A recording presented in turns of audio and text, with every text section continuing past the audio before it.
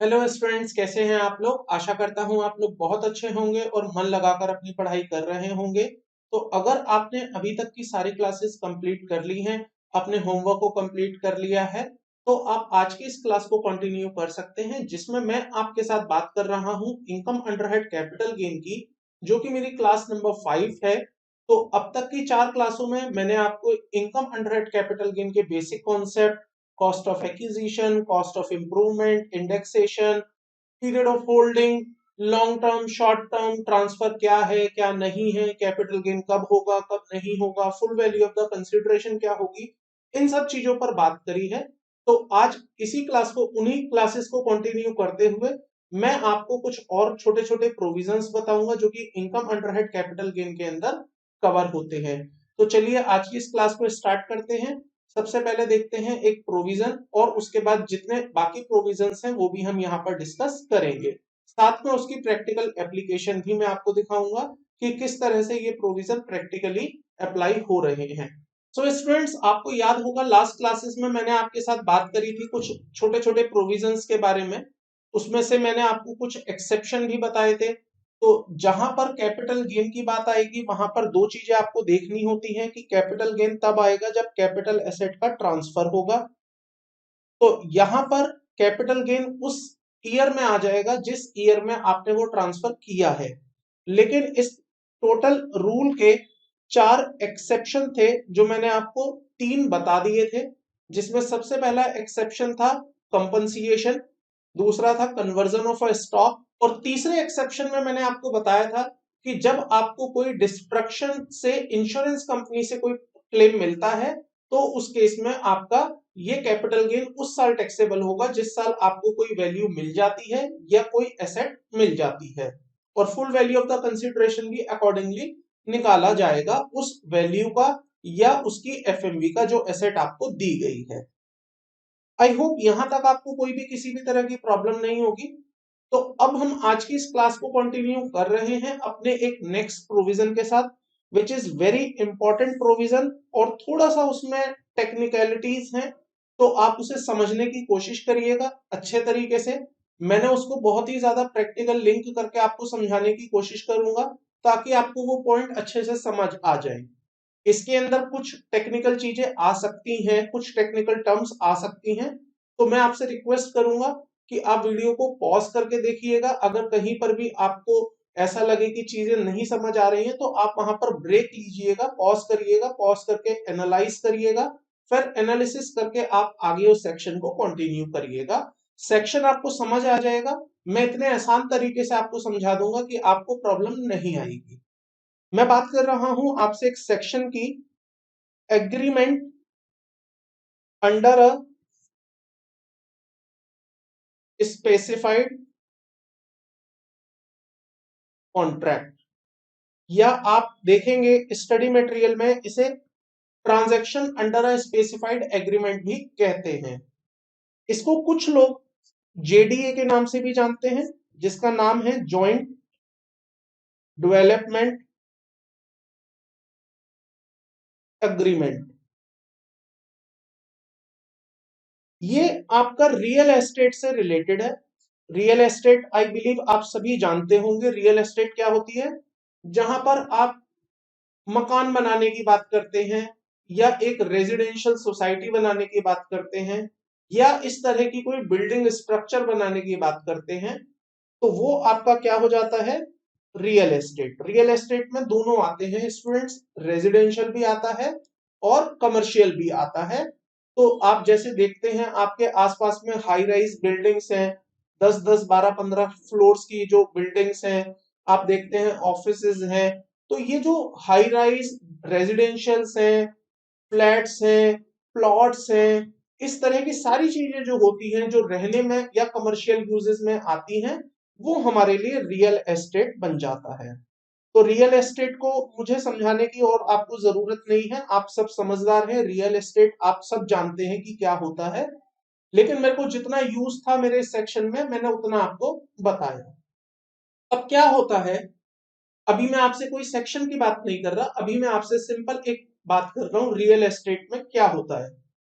Real estate में आपको जरूरत होती है दो चीजों की। अगर आप कोई भी रियल एस्टेट डेवलपमेंट करना चाहते हैं तो आपको दो चीजों की जरूरत है। एक आपको चाहिए लैंड और दूसरा आपको चाहिए उस पर मटेरियल। मटेरियल मतलब उसको बिल्डिंग बनानी है तो उस बिल्डिंग को बनाने के लिए आपको सीमेंट चाहिए और जो रॉ मटेरियल बिल्डिंग बनाने में यूज होता है वो चाहिए। ऑब्वियसली लेबर भी आपको चाहिए। तो यहां पर क्या है, first primary thing is the land. अगर लैंड ही नहीं होगा, जमीन ही नहीं होगी, तो आप रियल एस्टेट बना ही नहीं पाएंगे। ऑब्वियसली हवा में तो आप बनाएंगे नहीं, there must be a land. दूसरी चीज रियल एस्टेट के लिए जो जरूरी है वो है मटेरियल, मटेरियल इंक्लूडिंग लेबर्स। तो जो मटेरियल वहां पर लगेगा रियल एस्टेट डेवलपमेंट को करने में, एक पूरी सोसाइटी बनाने में, एक पूरा कमर्शियल सेटअप बनाने में, तो वहां पर आपको मटेरियल की भी जरूरत पड़ेगी। अब आप रियल एस्टेट में आना चाहते हैं, मतलब आप ये चाहते हैं कि मैं रियल एस्टेट में डेवलपमेंट करूं, मैं भी एक सोसाइटी बनाऊं, मैं भी एक कमर्शियल प्रोजेक्ट बनाऊं। तो उसके लिए आपके पास दो रास्ते हैं। अगर आप रियल एस्टेट प्रोजेक्ट डेवलपमेंट करना चाहते हैं तो आपके पास दो रास्ते हैं। पहला रास्ता तो ये है कि आप अपना लैंड परचेज कर लीजिए, आप अपना लैंड परचेज करिए। तो मान लीजिए मैं एक एग्जांपल लेता हूं, यहां पर एक कंपनी है रियल एस्टेट में, I am taking a name of Supertech. हो सकता है आप लोगों ने सुनी हो सकता है ना सुनी हो, बट इस बात से कोई फर्क नहीं पड़ता, आप यहां पर कोई भी एक नाम ले सकते हैं। तो एक कंपनी है सुपरटेक। सुपरटेक कंपनी चाहती है कि वो एक हाउसिंग डेवलपमेंट सोसाइटी बनाए या कमर्शियल कॉम्प्लेक्स बनाए। तो ये प्रोजेक्ट उसके लिए बन जाएगा रियल एस्टेट का प्रोजेक्ट। अब जैसे ही ये रियल एस्टेट का प्रोजेक्ट बनेगा तो इसे चाहिए लैंड। अब इसके सामने दो ऑप्शन है। पहला ऑप्शन तो ये है कि सर ये अपना लैंड परचेज करके लाए, किसी से भी, हो सकता है सरकार से खरीद ले, हो सकता है किसी प्राइवेट पर्सन से खरीद ले। तो ये अपना लैंड परचेज करके लाए और उसके ऊपर अपने प्रोजेक्ट्स बनाए और उन प्रोजेक्ट को फिर बाद में बेच दे। तो ये एक रास्ता इसके पास है, जो कि मैं कहता हूं कि बहुत हद तक सही है सिंप्लिसिटी के पॉइंट ऑफ व्यू से। बट आज की डेट में प्रैक्टिकली ऐसा होता नहीं है कि कोई डेवलपर पहले जमीन को खरीदेगा, जमीन को खरीदने के बाद उस पर प्रोजेक्ट बनाएगा और देन उस प्रोजेक्ट को बेचेगा। ऐसा क्यों नहीं होता? बिकॉज लैंड की जो कॉस्ट है वो अपने आप में बहुत ज्यादा है। It is not a matter of 100 square feet और 1000 स्क्वायर फीट एरिया। जब कोई प्रोजेक्ट बनता है तो वो बहुत ही हजारों स्क्वायर फीट्स में बनता है, बल्कि मैं कह सकता हूं लाखों स्क्वायर फीट्स में बनता है, लाखों स्क्वायर फीट्स में। और इसको अगर मैं टेक्निकली बोलूं तो एकर्स में बनता है। एकर्स एक मेजरमेंट होता है लैंड का। तो जब आप कोई प्रोजेक्ट डेवलपमेंट करते हैं then there must be a land in the acres, अगर आप एक बहुत ही बड़ा प्रोजेक्ट बनाना चाहते हैं। तो यहां पर क्या होता है, आपके पास दूसरा ऑप्शन है जहां पर आप कहते हैं कि मैं अपना लैंड यूज नहीं करूंगा, मेरे पास लैंड नहीं है, I am not going to purchase a land, then उसके बाद मैं अपना प्रोजेक्ट स्टार्ट करूंगा। It is not like that. आप एक ऐसे बंदे से मिलते हैं, आप एक ऐसे बंदे से कांटेक्ट करते हैं जिसके पास अपना लैंड है, लेकिन उसके पास पैसा नहीं है बनाने के लिए। मतलब उसके पास जमीन है लेकिन उसके पास पैसा नहीं है कि वो उस पर प्रोजेक्ट बना सके। आपके पास पैसा है प्रोजेक्ट बनाने के लिए, लेकिन आपके पास जमीन नहीं है। अब दो लोग मिले हैं, दोनों की अलग अलग जरूरतें हैं। अब दोनों मिलके एक कॉन्ट्रैक्ट करते हैं। ए कहता है मेरे पास जमीन है, बी कहता है मेरे पास पैसा है। आओ दोनों हाथ मिला लेते हैं, हाथ मिला के हम एक प्रोजेक्ट बनाएंगे। तो यहां पर सुपरटेक ने क्या बोला ए को, ए तुम्हारे पास एक 300 एकड़ की जमीन है लेकिन मेरे पास पैसे हैं। तुम्हारे पास पैसा नहीं है, मेरे पास पैसा है। तुम्हारे पास पैसा नहीं है, मेरे पास पैसा है। मेरे पास जमीन नहीं है, तुम्हारे पास जमीन है। तो चलो दोनों मिल जाते हैं। और जैसे ही ये दोनों मिल जाते हैं तो यहां पर बन जाता है आपका joint development agreement, JDA. JDA में क्या हुआ, ये जो व्यक्ति है आप यहां पर देख रहे हैं, इसके पास है जमीन, इसके पास है जमीन। और ये जो दूसरा आप देख रहे हैं ये है प्रोजेक्ट बनाने वाली company, that is a Supertech. तो यहां पर ये जो सुपरटेक है ये इस व्यक्ति के पास जाएगी और बोलेगी कि तुम्हारे पास एक लैंड का टुकड़ा है, पीस ऑफ लैंड है, आओ हम दोनों मिल जाते हैं, हम मिलकर एक प्रोजेक्ट बनाएंगे जिसको कि हम कहेंगे सुपरटेक प्रोजेक्ट या कोई भी एक प्रोजेक्ट। वहां पर हम पूरा टाउनशिप बनाएंगे, रेजिडेंशियल प्लॉट्स बनाएंगे, रेजिडेंशियल फ्लैट्स बनाएंगे, रेजिडेंशियल विलास बनाएंगे और कमर्शियल कॉम्प्लेक्स बनाएंगे, स्कूल बनाएंगे, पूरी टाउनशिप हम क्रिएट कर देंगे। या आप इसको एक छोटे लेवल पर भी देखें तो हम आपको घर बना के दे देंगे। पॉइंट ये है। तो यहां पर जो क्रक्स है स्टोरी का वो ये है कि एक लैंड ओनर आएगा, एक प्रोजेक्ट बनाने वाली कंपनी आएगी, ये दोनों मिलकर एग्रीमेंट करेंगे जिसको हम कहेंगे जॉइंट डेवलपमेंट एग्रीमेंट। तो ये दोनों जब मिलकर काम करेंगे, इस पूरी ट्रांजैक्शन में कैपिटल गेन की कहीं बात आएगी। कहां पर आएगी मैं आपको बताता हूं। देखिए, ये जो आपके पास लैंड था, इस लैंड को आपने ट्रांसफर कर दिया। किसको ट्रांसफर कर दिया? उस डेवलपमेंट करने वाली कंपनी को। आपने बोला कि आप ये मेरे से लैंड ले लो, ट्रांसफर कर रहा हूं, इसके ऊपर आप बिल्डिंग्स बनाओ, इसके ऊपर आप मॉल्स बनाओ, इसके ऊपर आप स्ट्रक्चर बनाओ, इसके ऊपर आप पूरी टाउनशिप बनाओ, सोसाइटी बनाओ, anything whatever you want to make it, आप इसको बनाओ, मुझे कोई प्रॉब्लम नहीं है, आई हैव नो ऑब्जेक्शन। तो ये अपनी जमीन उठाकर इसको दे देता है, बेचता नहीं है, याद रखिएगा, बेचता नहीं है, दे देता है। किसके लिए दे देता है? टाउनशिप बनाने के लिए। बदले में क्या मांगता है? अब देखो, ये जब अपना लैंड इसको देगा, वो कहेगा कि ये लैंड तुम ले लो और इस पर प्रोजेक्ट बना दो, तो बदले में कुछ तो एक्सपेक्ट करेगा ना ये। अब बदले में इसे तीन चीजों में से कुछ भी मिल सकता है, तीनों भी मिल सकती हैं, या तीनों में से कोई एक कंपोनेंट या कोई दो कंपोनेंट भी मिल सकते हैं। पहला, ये वहां से कैश ले सकता है। मतलब ये जो लैंड ओनर है मिस्टर राम, ये कहेगा कि जब मैं अपनी जमीन तुम्हें दूंगा प्रोजेक्ट बनाने के लिए और प्रोजेक्ट को तुम बाद में बेचोगे, तो मुझे इस जमीन के पैसे दे देना।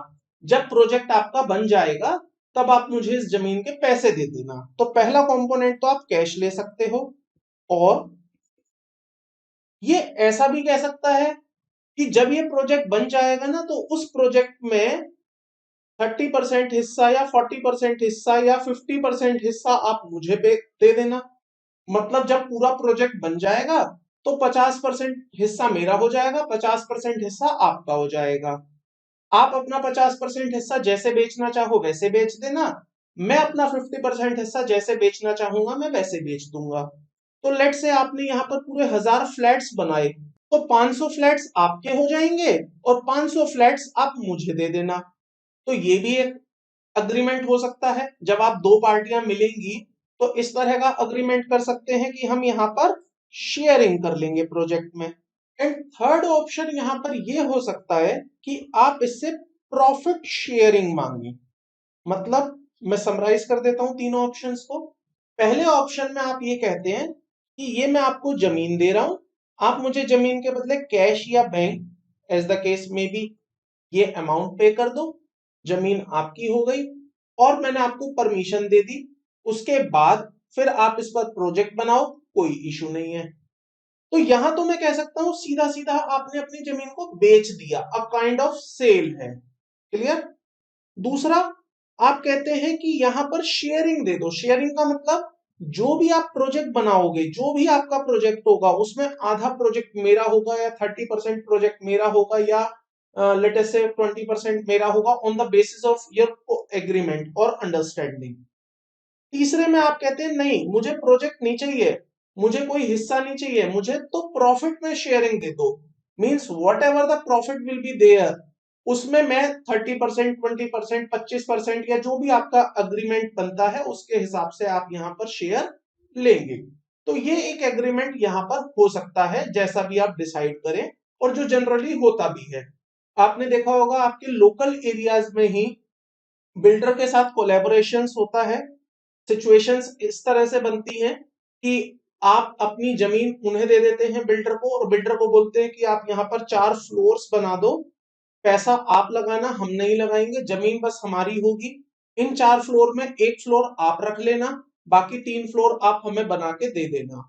और बिल्डर आपको यहाँ पर 4 फ्लोर में से 3 फ्लोर भी देता है, 1 फ्लोर अपने पास रख लेता है और आपको कैश भी देता है, मतलब 15 लाख 20 लाख या 50 लाख रुपए भी आपको दे देता है, 3 फ्लोर बनाकर भी दे देता है और 1 फ्लोर अपने पास रख लेता है।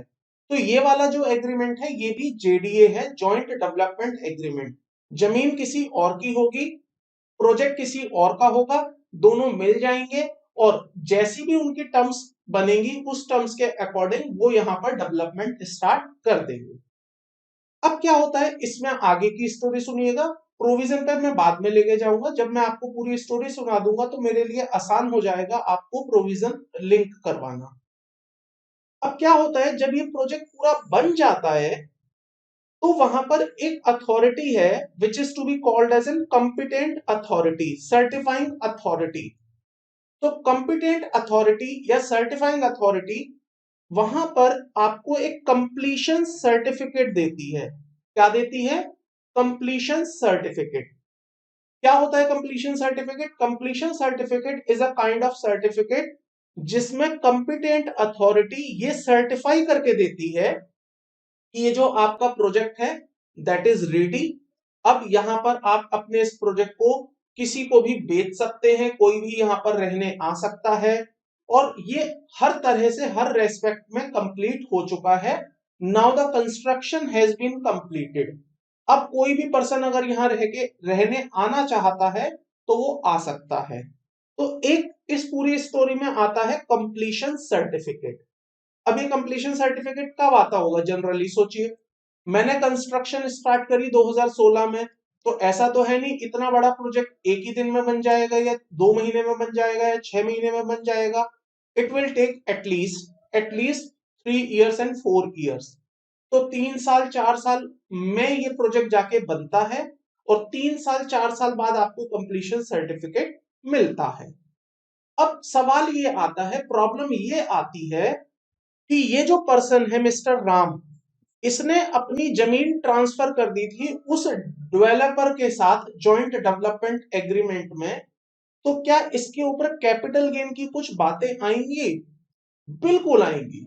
कैपिटल गेन की बातें तब तब आ जाती हैं जब जब जब जब कैपिटल एसेट का ट्रांसफर होता है। तो अगर कैपिटल एसेट है और ट्रांसफर है तो कैपिटल गेन आएगा। अब आप मुझे बताइए इस पूरे सिनेरियो में देखिए, क्या राम के पास कैपिटल एसेट थी? हाँ सर, इसके पास कैपिटल एसेट थी। क्या थी वो कैपिटल एसेट? लैंड थी। क्या इसने इसका ट्रांसफर भी कर दिया? हाँ जी, इसने इसका ट्रांसफर भी कर दिया। और अगर transfer of a capital asset होगा तो कैपिटल गेन चर्चा में आएगा। लेकिन अब यहां पर एक प्रॉब्लम है, इसने जब ट्रांसफर किया था तो वो ट्रांसफर तो 2016 में किया था, लेकिन प्रोजेक्ट बिकना शुरू हुआ था 2020 में जाके। भाई 4 साल तो डेवलपर ने इस प्रोजेक्ट को बनाने में लगा दिए थे। या मैं कह सकता हूं कि जो इसको कंप्लीशन सर्टिफिकेट मिला था सर्टिफाइंग अथॉरिटी से, कंपिटेंट अथॉरिटी से, वो 2020 में जाके मिला था। तो ऐसे में ये बेचारा जो ये राम है, अगर मैं 2016 में इससे टैक्स मांगू तो इसके लिए कितनी बड़ी प्रॉब्लम हो सकती है, कितना हार्डशिप है इसके लिए कि 2016 में तो केवल इसने अग्रीमेंट साइन किया था, इसने डेवलपर के साथ बैठ के केवल पेपर बनाए थे। उसमें यह बोला था कि देखो डेवलपर, मैं अपनी जमीन तुम्हें दे रहा हूं just for the purpose of developing a project, आप इस पे प्रोजेक्ट बनाना। लेकिन अल्टीमेटली ये जो ट्रांसफर है ये कब माना गया? As per the law. तो लॉ ने यहां पर प्रॉब्लम समझी, उन्होंने बोला कि 2016 में तो केवल पेपर बने थे, एक्चुअली में तो ये कंप्लीट हुआ था प्रोजेक्ट 2020 में जाके, जब कंप्लीशन सर्टिफिकेट आपके पास आया था। लोग कब आना शुरू होंगे इसमें? जब कंप्लीशन सर्टिफिकेट मिल जाएगा। Hence, a section has been introduced and properly amended. The section is 45 subsection 5A। इसको प्रॉपरली बनाया गया, अमेंड किया गया और उसमें 3 बातें स्पेसिफिक बोली गई। पहली बात कि अगर कोई पर्सन जेडीए में अपना काम करता है, जॉइंट डेवलपमेंट अग्रीमेंट के थ्रू अपना काम करता है, तो उस पर कैपिटल गेन आएगा। कब आएगा? जब आपको कंप्लीशन सर्टिफिकेट मिल जाएगा। तो the moment when you get a completion certificate, उस दिन हम कैपिटल गेन की बातें करेंगे। लेकिन याद रखना स्टूडेंट्स, ट्रांसफर 2016 में ही माना जाएगा, ट्रांसफर का ईयर नहीं बदला है। इस पूरे सेक्शन की एक खासियत बता दूं मैं आपको, ट्रांसफर आपका माना जाएगा 2016 में, transfer is deemed to be in 2016, लेकिन जो कैपिटल गेन की बात होगी वो 2020 में जाके होगी, जब आपको कंप्लीशन सर्टिफिकेट मिल जाएगा।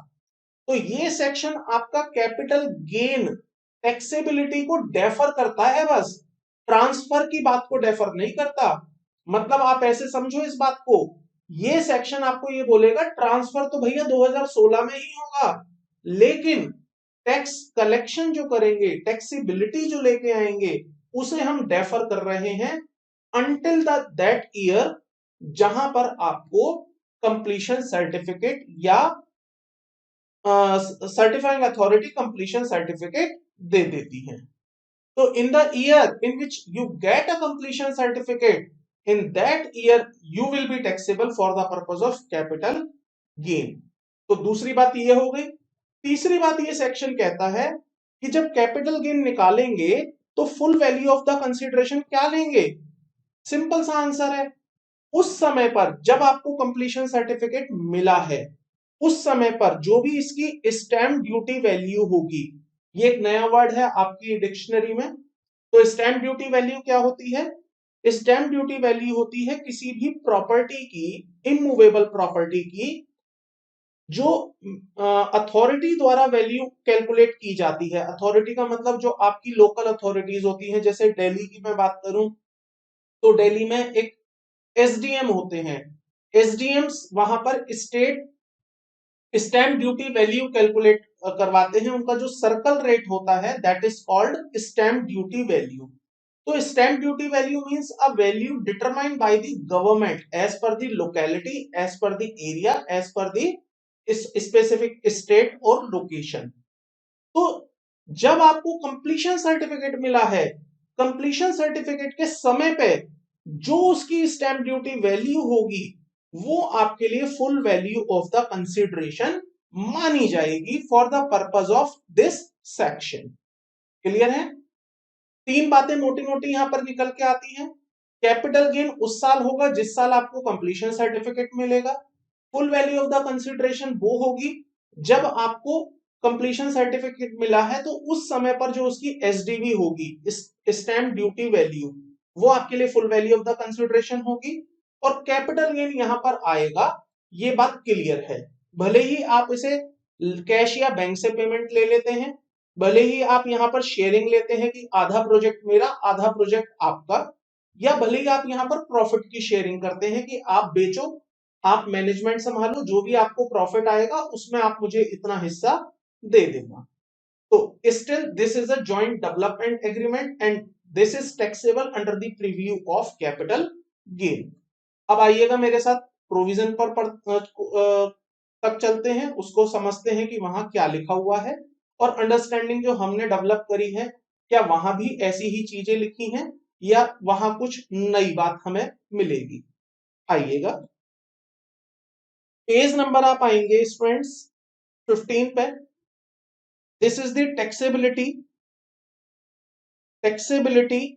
of capital gain in case of a specified agreement, joint development agreement, section 45 subsection 5 capital A। Applicability देखिएगा क्या लिखा हुआ है, section 45 5A applies where an individual or HUF owing land, building or both, आपके पास जमीन थी, बिल्डिंग थी या दोनों थी, enters into a registered agreement, आप एक रजिस्टर्ड एग्रीमेंट में आते हैं with a developer, allowing the developer a real estate project on such land। आप एक डेवलपर के साथ जॉइंट एग्रीमेंट में आते हैं और आप उसको बोलते हैं कि आप इस पर अब एक अपना रियल एस्टेट का प्रोजेक्ट बना लो, चाहे वो रेजिडेंशियल है चाहे वो कमर्शियल है, बट रियल एस्टेट का प्रोजेक्ट बना लो।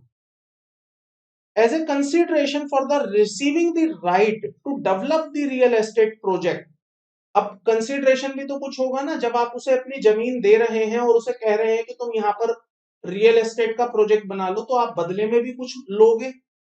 तो एज ए कंसिडरेशन, जहां पर आप राइट रिसीव करने की बात कर रहे हैं उस प्रोजेक्ट डेवलपर को, the developer share a portion of land, मतलब वो आपको एक लैंड का पोर्शन दे देता है कि जब मैं पूरा प्रोजेक्ट बना लूंगा तो इतना हिस्सा प्रोजेक्ट का आप रख लेना। मान लो मैंने 1000 फ्लैट्स बनाए हैं तो 500 फ्लैट आप रख लेना, 400 फ्लैट आप रख लेना, आप बेच देना। इन the project with the individual और एचयूएफ, मतलब वो इंडिविजुअल और एचयूएफ के साथ ये शेयरिंग करता है।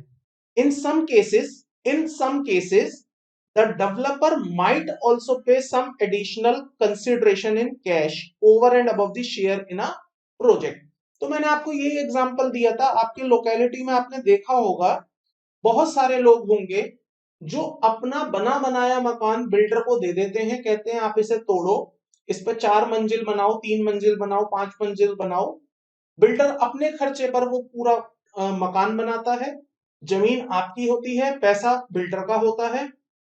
वो 4 फ्लोर बनाता है, 4 फ्लोर में से एक फ्लोर खुद रख लेता है, 3 फ्लोर आपको दे देता है, और 3 फ्लोर के साथ साथ वो उसमें फर्नीचर भी दे देता है, टीवी भी दे देता है, और 20 लाख रुपए 25 लाख रुपए भी आपको दे देता है कि ये आप रखो।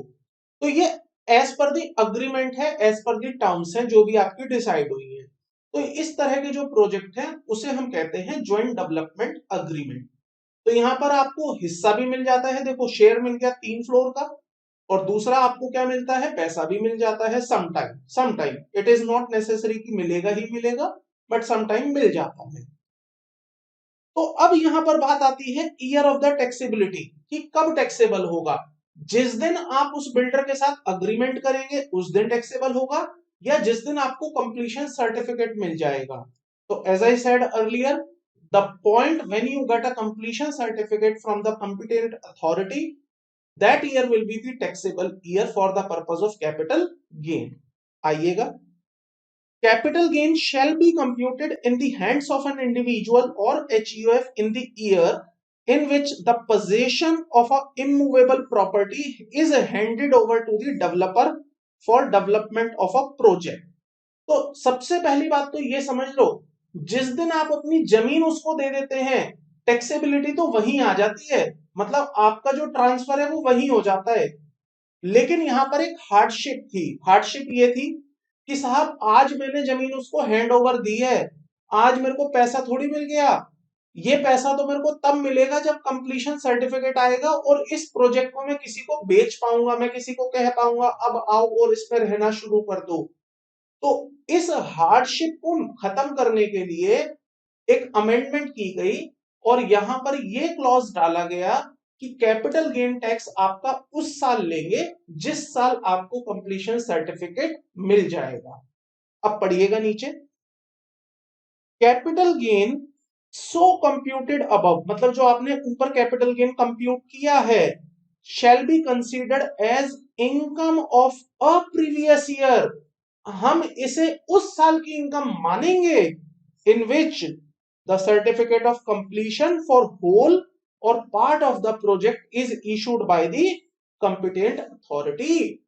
तो देखिए मैंने एग्जांपल में आपको बोला था, आपका कैपिटल गेन तो 2016 में ही अट्रैक्ट हो जाएगा, बिकॉज आपने 2016 में ही उसे अपना लैंड दे दिया था, हैंड ओवर कर दिया कि ये लैंड तुम ले जाओ और इस पर प्रोजेक्ट बनाओ।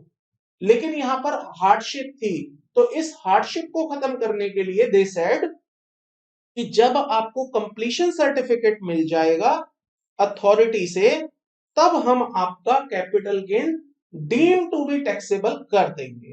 तो उस प्रीवियस ईयर में, in the year in which you get a completion certificate, the same capital gain would deem to be considered as an income, हम इसे उस साल की इनकम मान लेंगे।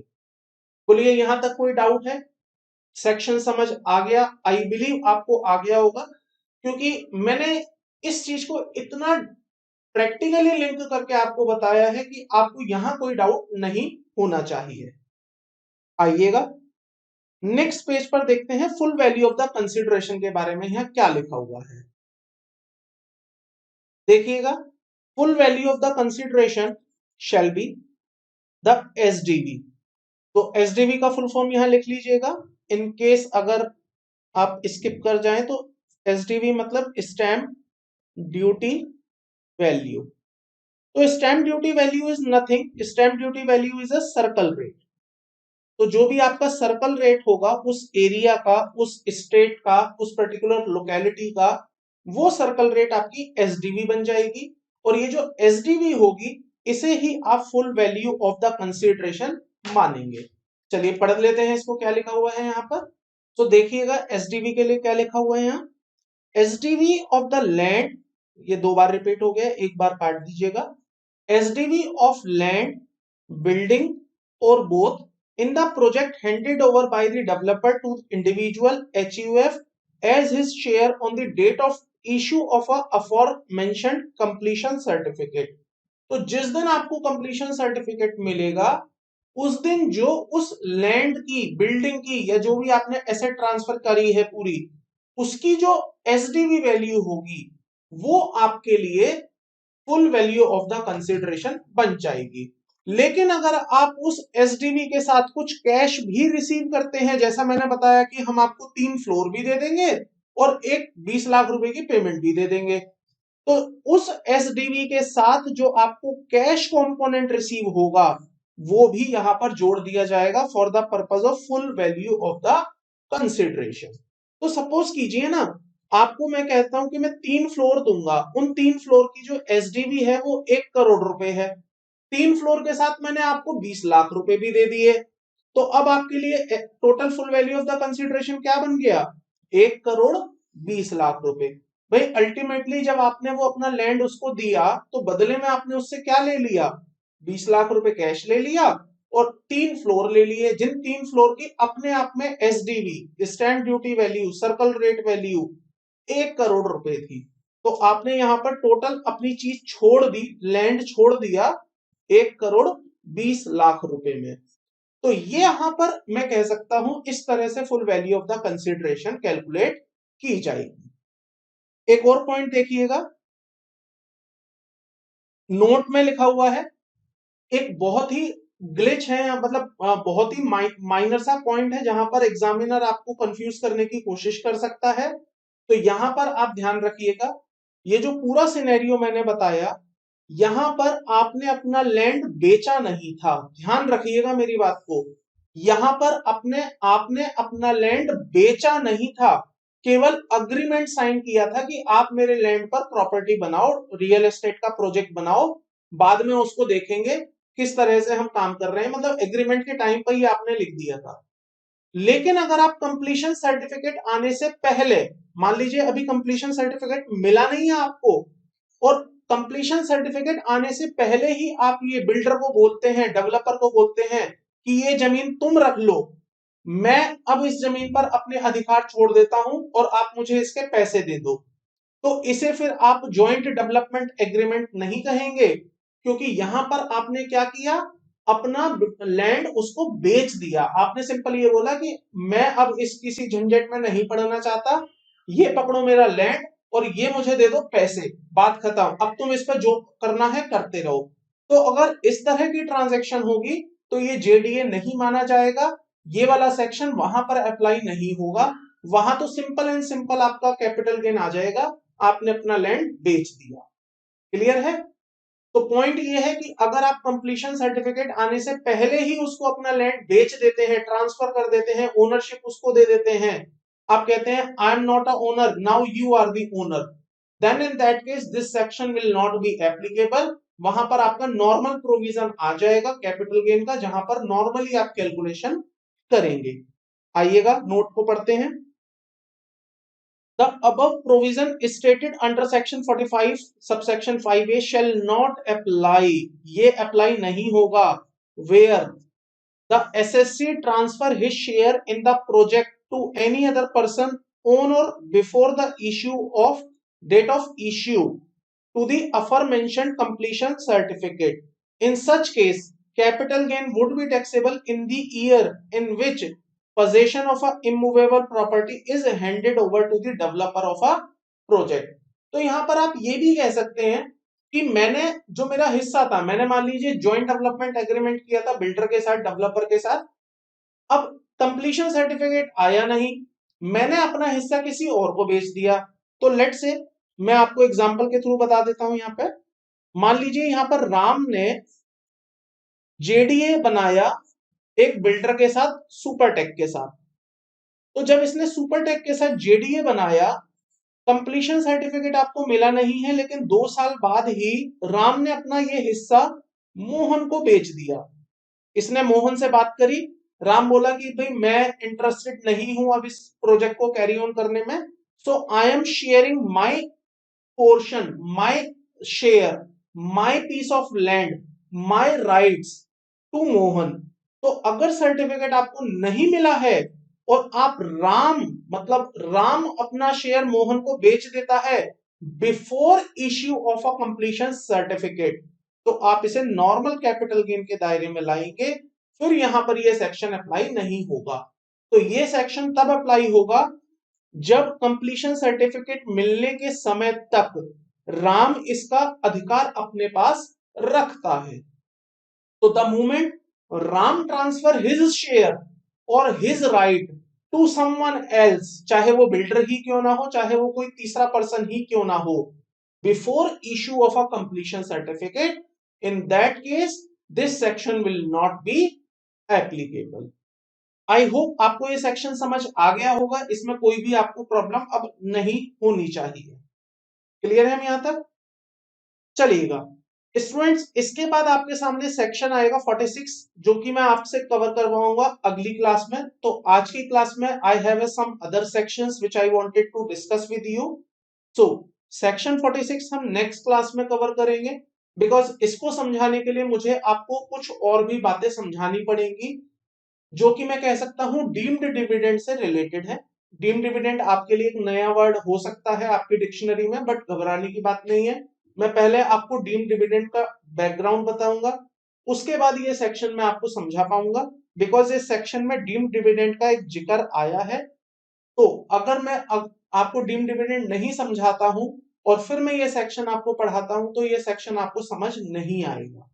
तो पहले हम समझेंगे डीम्ड डिविडेंड, उसके बाद मैं लेके आऊंगा वापस आपको इस सेक्शन पे।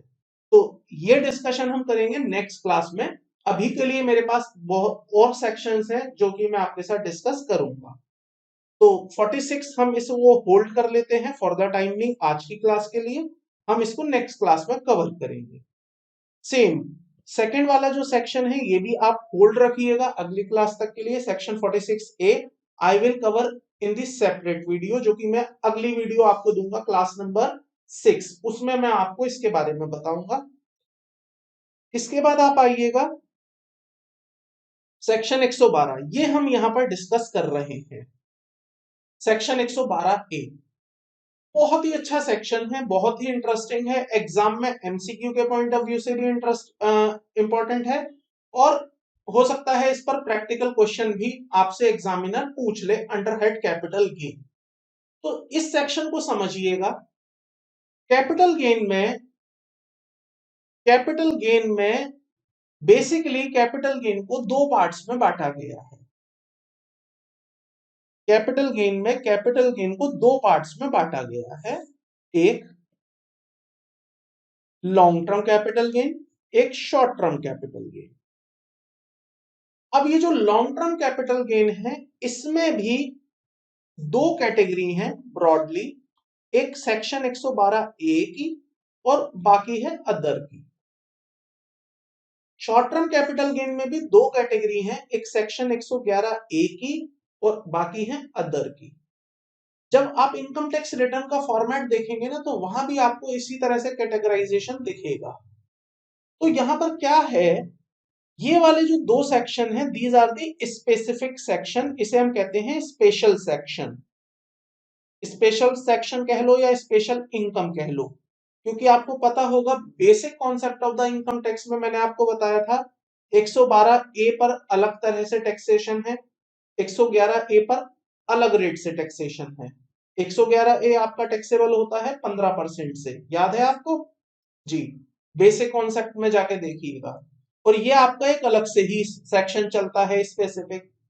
तो जब मैं आपको कैपिटल गेन पढ़ा रहा हूं तो मेरी रिस्पॉन्सिबिलिटी बनती है कि मैं आपको ये दो सेक्शन अलग से पढ़ाऊं, क्योंकि ये बहुत ज्यादा एम्फेसाइज वाले सेक्शन हैं।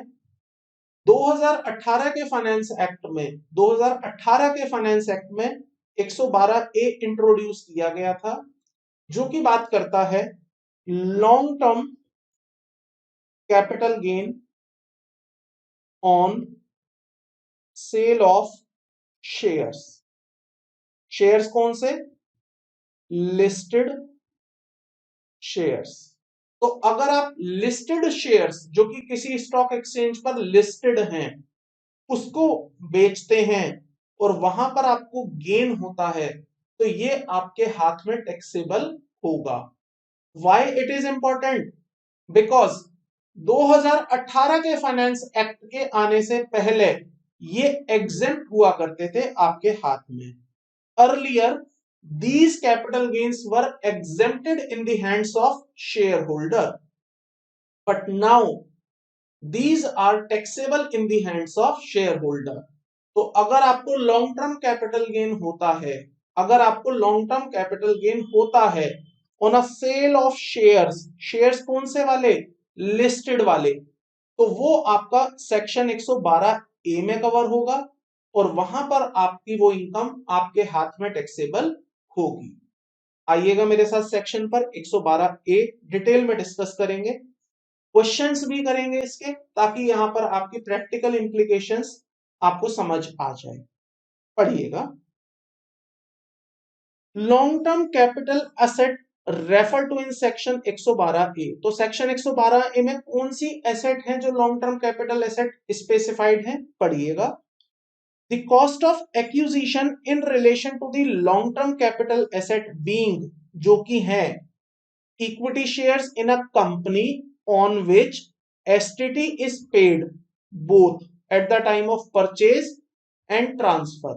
मतलब ऐसा कोई इक्विटी शेयर जो कि कंपनी का है और आपने उस पर एसटीटी पेड कर दिया है, खरीदने के समय पर भी और बेचने के समय पर भी। दूसरा, unit of equity oriented funds or unit of a business trust on which STT is paid at the time of transfer। तो अगर आपकी ये दो एसेट हैं, पहली equity share of a company जिस पर आप एसटीटी पेड कर चुके हैं at the time of purchase और at the time of transfer.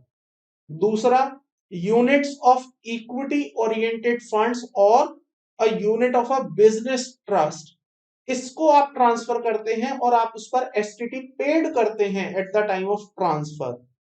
और ये प्रॉपर्टी आपने एक्वायर करी है बिफोर 1 फरवरी 2018 शैल बी। तो उस केस में जो आपकी कॉस्ट ऑफ एक्यूजिशन होगी, मतलब जो उसकी परचेजिंग प्राइस आप लेंगे for the purpose of capital gain tax, वो ली जाएगी the cost of acquisition of such asset and lower of the FMV and the full value of the consideration received or accruing as a result of such transfer of asset.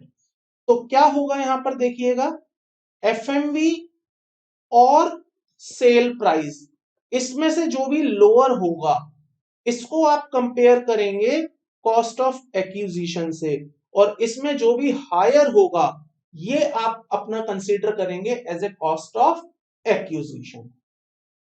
देखिए क्या है इस section में, 2018 के finance act से पहले ये आपके हाथ में टैक्सेबल नहीं थे, ये आपके हाथ में एग्जेम्प्ट होते थे। तो जब एग्जेम्प्ट होते थे तो क्या होता था, किसी पर्सन ने 1996 में मान लीजिए कोई शेयर परचेज किया है और वो इसको 2020 में जाके बेचता, अगर मान लो ये सेक्शन ना होता, या चलो मैं इसको कह सकता हूं 2017 में उसने ये शेयर बेचा, तो ये वाला जो लॉन्ग टर्म कैपिटल गेन होता था ये इसके हाथ में एग्जेम्प्ट होता था।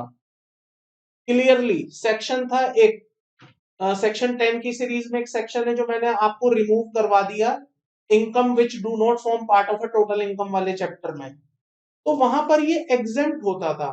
लेकिन 2018 में जब बजट आया और फाइनेंस एक्ट बना 2018 का, तो इसको कर दिया गया टैक्सेबल। हालांकि इसमें ये बोला गया 1 लाख रुपए तक कोई टैक्स नहीं होगा, उसके बाद टैक्स होगा। तो जब ये टैक्सेबल किया गया तो लोगों की एक प्रॉब्लम आई। अब वो प्रॉब्लम को समझिएगा क्या थी। लोगों ने बोला सन 1976 में, सन 1980 में, सन 1990 में जब भी आपने वो शेयर लिया था, तब ये शेयर की वैल्यू होती थी 10 रुपए, 20 रुपए, 50 रुपए। चलो जो बहुत ही ज्यादा चले जाऊंगा तो 100 रुपए, इससे ज्यादा शेयर नहीं होता था। लेकिन आज वही शेयर्स हो गए हैं 15,000 के, 20,000 के, 25,000 के, इस रेट से हो गए हैं। अब प्रॉब्लम क्या थी? लोगों ने उस समय पे इसके हजारों शेयर खरीद रखे हैं। मान लो किसी व्यक्ति ने 1000 शेयर खरीद रखे हैं 10 रुपए के हिसाब से, तो तब उसे कितने रुपए में मिल गए थे? 10,000 रुपए में। आज वही 1000 शेयर जब वो 25,000 रुपए के हिसाब से बेचता है, तो कितने में बेचता है वो? 25,000 इंटू 1000। तो सोचो उसका कैपिटल गेन कितना आएगा। 25,000 रुपए का एक शेयर, 1000 शेयर उसके पास है, तो मोटा मोटा आप लगा लो कितने रुपए में उसने सेल किया? 25,000 इंटू 1000। और खरीद में उसने कॉस्ट ऑफ एक्विजिशन कितनी ले रखी थी? केवल 10,000। तो अब उसके पास जो कैपिटल गेन आएगा वो कितना सारा कैपिटल गेन आ जाएगा, वो तो टैक्स देते देते ही परेशान हो जाएगा। तो ऐसे में लॉ 112 ए में जो लॉ बनाया गया, वहां ये बोला गया कि घबराने की कोई बात नहीं है। जो आपकी कॉस्ट ऑफ एक्विजिशन होगी वो हम कुछ इस तरह से निकालेंगे, जो कि आपको यहां पर बताई गई है।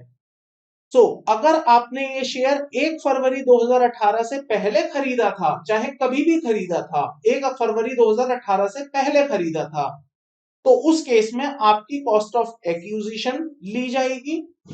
उसको कंपेयर किया जाएगा लोअर ऑफ द एफएमवी और the full value of the consideration received और accruing as a result of such transfer, whichever is lower is to be compared with the cost of acquisition, whichever is higher is considered as the cost of acquisition। तो यहां पर मैं cost of acquisition का formula दे दूं आपको। सबसे पहले आएगा cost of acquisition, B number पर आएगा आपका एफएमवी और sale consideration whichever is lower. और ये जो कॉस्ट ऑफ एक्विजिशन है इसको कंपेयर किया जाएगा इस वाली वैल्यू के साथ, और इसमें से जो भी हायर आएगा वो आपकी बन जाएगी finally cost of acquisition for the purpose of section 112 A, for the purpose of section 112 A. Clear है? क्वेश्चन देखेंगे इसका, आपको और क्लियर हो जाएगा। तो ये फॉर्मूला आपको याद रखना है, बहुत ही सिंपल है। इन्होंने फॉर्मूला बनाया ही इस तरह से है कि आपको नुकसान नहीं होने देंगे, आपको नुकसान नहीं होने देंगे। जो प्रॉब्लम यहां पर आ रही थी ना कि 10,000 रुपए के शेयर मैंने आज 2.5 करोड़ में या 2 करोड़ 50 लाख में, what ever the value is, उतने में बेच दिया, तो ये प्रॉब्लम हम आपको आने नहीं देंगे, ऐसा हम मेक श्योर कर रहे हैं। तो उसके लिए फॉर्मूला डिजाइन किया गया है। जब आप प्रैक्टिकल क्वेश्चंस पर आएंगे तो आप समझ जाएंगे कि एसएससी को नुकसान नहीं होगा, उसके हाथ में कैपिटल गेन टैक्स नहीं आएगा, आएगा तो थोड़ा बहुत ही आएगा। और उस थोड़े बहुत के लिए भी हम आपको 1 लाख रुपए की डिडक्शन भी देंगे, वो भी मैं आपको इस सेक्शन में नीचे दिखाऊंगा। लेकिन उससे पहले आप देखिएगा मार्केट वैल्यू का क्या मतलब लिया गया है यहाँ पर, फेयर मार्केट वैल्यू। तो यहाँ पर कहते हैं where the capital asset is listed on any recognized stock exchange as on 31st March 31st January 2018। तो अगर 31 जनवरी को वो शेयर किसी रिकॉग्नाइज स्टॉक एक्सचेंज पर लिस्टेड था, तो उस केस में अगर ट्रेडिंग हो रही थी उस शेयर की, तो जो भी उसका हाईएस्ट प्राइस था कैपिटल एसेट का उस दिन 31 जनवरी 2018 को, वो यहां पर लिया जाएगा एज ए एफएमवी। तो बहुत ही सिंपल सी चीज है ना। जब आप ये कहते हैं कि जो शेयर मैंने बेचा वो 31 जनवरी को, क्योंकि देखिए ये जो बजट आया था, इस बजट में वो जानते थे कि अगर हम इसे 1 अप्रैल से लेके आएंगे तो लोग प्लानिंग कर लेंगे और अकॉर्डिंगली उसको अपने शेयर्स को बेच बेच कर बाहर निकल जाएंगे और कैपिटल गेन की एग्जेम्पशन ले लेंगे, जो कि पहले सेक्शन में थी। तो उन्होंने जब 1 फरवरी को बजट दिया तो उन्होंने यहां पर एक्सेप्शनली जाके ये बोला कि अगर 1 फरवरी के बाद कोई इस शेयर को बेचता है, या आप कह सकते हैं 1 फरवरी या उसके बाद अगर कोई इस शेयर को बेचता है, तो उसका long term capital gain taxable कर दिया जाएगा। तो जब वो 1 फरवरी की डेट दे रहे हैं तो वो एफएमवी किस दिन की लेंगे? 31 जनवरी की लेंगे। तो उन्होंने बोला कि अगर 31 जनवरी को ये स्टॉक किसी भी स्टॉक एक्सचेंज में बिक रहा था, ट्रेड हो रहा था, तो अगर ये ट्रेड हो रहा था तो इसका मतलब आपके पास वैल्यू थी, तो जो भी उसकी वैल्यू थी, हाईएस्ट प्राइस था उस दिन का, वो आपकी एफएमवी बन जाएगी। लेकिन मान के चलिए ट्रेडिंग नहीं हो रही थी, मेरे पास रिलायंस का शेयर है, लॉन्ग टर्म है, लेकिन 31 तारीख को उसकी ट्रेडिंग हुई ही नहीं थी। 31 तारीख को वो शेयर मार्केट में बिका ही नहीं था। जब बिका ही नहीं था तो हमारे सामने रेट भी नहीं था उसका। तो ऐसे में ये बोला गया, the highest price of such asset on the such exchange on a date immediately preceding the 31 January 2018। तो 31 जनवरी से ठीक पहले वो जब भी बिका था, जब भी बिका था, हो सकता है 29 तारीख को बिका हो सकता है 27 तारीख को बिका हो, तो 31 से ठीक पहले वो जब भी बिका था, जब भी वो ट्रेड हुआ था, जब भी वो सेल परचेज में आया था, तो उसकी जो हाईएस्ट वैल्यू होगी वो आपके लिए एफएमवी बन जाएगी। ठीक है जी यहां तक। अब आप कहते हैं सर कि कोई ऐसा शेयर जो लिस्टेड था ही नहीं, स्टॉक एक्सचेंज में ही नहीं था, अब उसको कैसे कंप्यूट करोगे? जब वो स्टॉक एक्सचेंज में ही नहीं था तो इसका मतलब ना तो वो ट्रेड हुआ था, ना उसका कोई हाईएस्ट प्राइस पता था। तो अगर ऐसा कोई केस आएगा where the capital asset is not listed in any of the stock exchange on that date, 31 जनवरी को वो स्टॉक एक्सचेंज में लिस्टेड नहीं था, then in that case the net asset value NAV, अब NAV कैसे निकलती है आप अकाउंट्स में पढ़ेंगे। अकाउंट्स में आपका एक चैप्टर आएगा शायद अमलगमेशन, वहां पर NAV निकालने की पूरी वर्किंग आपको सिखाई जाएगी। तो net asset value of such unit as on the set date, वो आपके लिए यहां पर एफएमवी बन जाएगी। फिर से समराइज कर लेते हैं सिचुएशन को, एफएमवी कैसे लेनी है। तो अगर 31 जनवरी 2018 को वो शेयर लिस्टेड था स्टॉक एक्सचेंज में और वो ट्रेड भी हो रहा था, तो उस दिन जो हाईएस्ट प्राइस था वो लिया जाएगा। अगर वो ट्रेड नहीं हो रहा था तो कभी तो वो ट्रेड हो रहा होगा, 1 दिन पहले, 2 दिन पहले, 10 दिन पहले, तो जब भी वो ट्रेड हुआ था उस दिन का हाईएस्ट प्राइस ले लिया जाएगा। और अगर वो शेयर वहां लिस्टेड ही नहीं था तो फिर उस केस में उसकी एनएवी निकालो, एनएवी निकालने के बाद जो वैल्यू आएगी वो आपकी एफएमवी बन जाएगी। क्लियर है यहां तक? कोई भी डाउट, कोई भी क्वेश्चन हो तो आप यहां पूछ लीजिएगा। अब मैं इसके कुछ क्वेश्चन भी डिस्कस करवाऊंगा आपको, उसके बाद आपको यहां पर और क्लैरिटी आ जाएगी।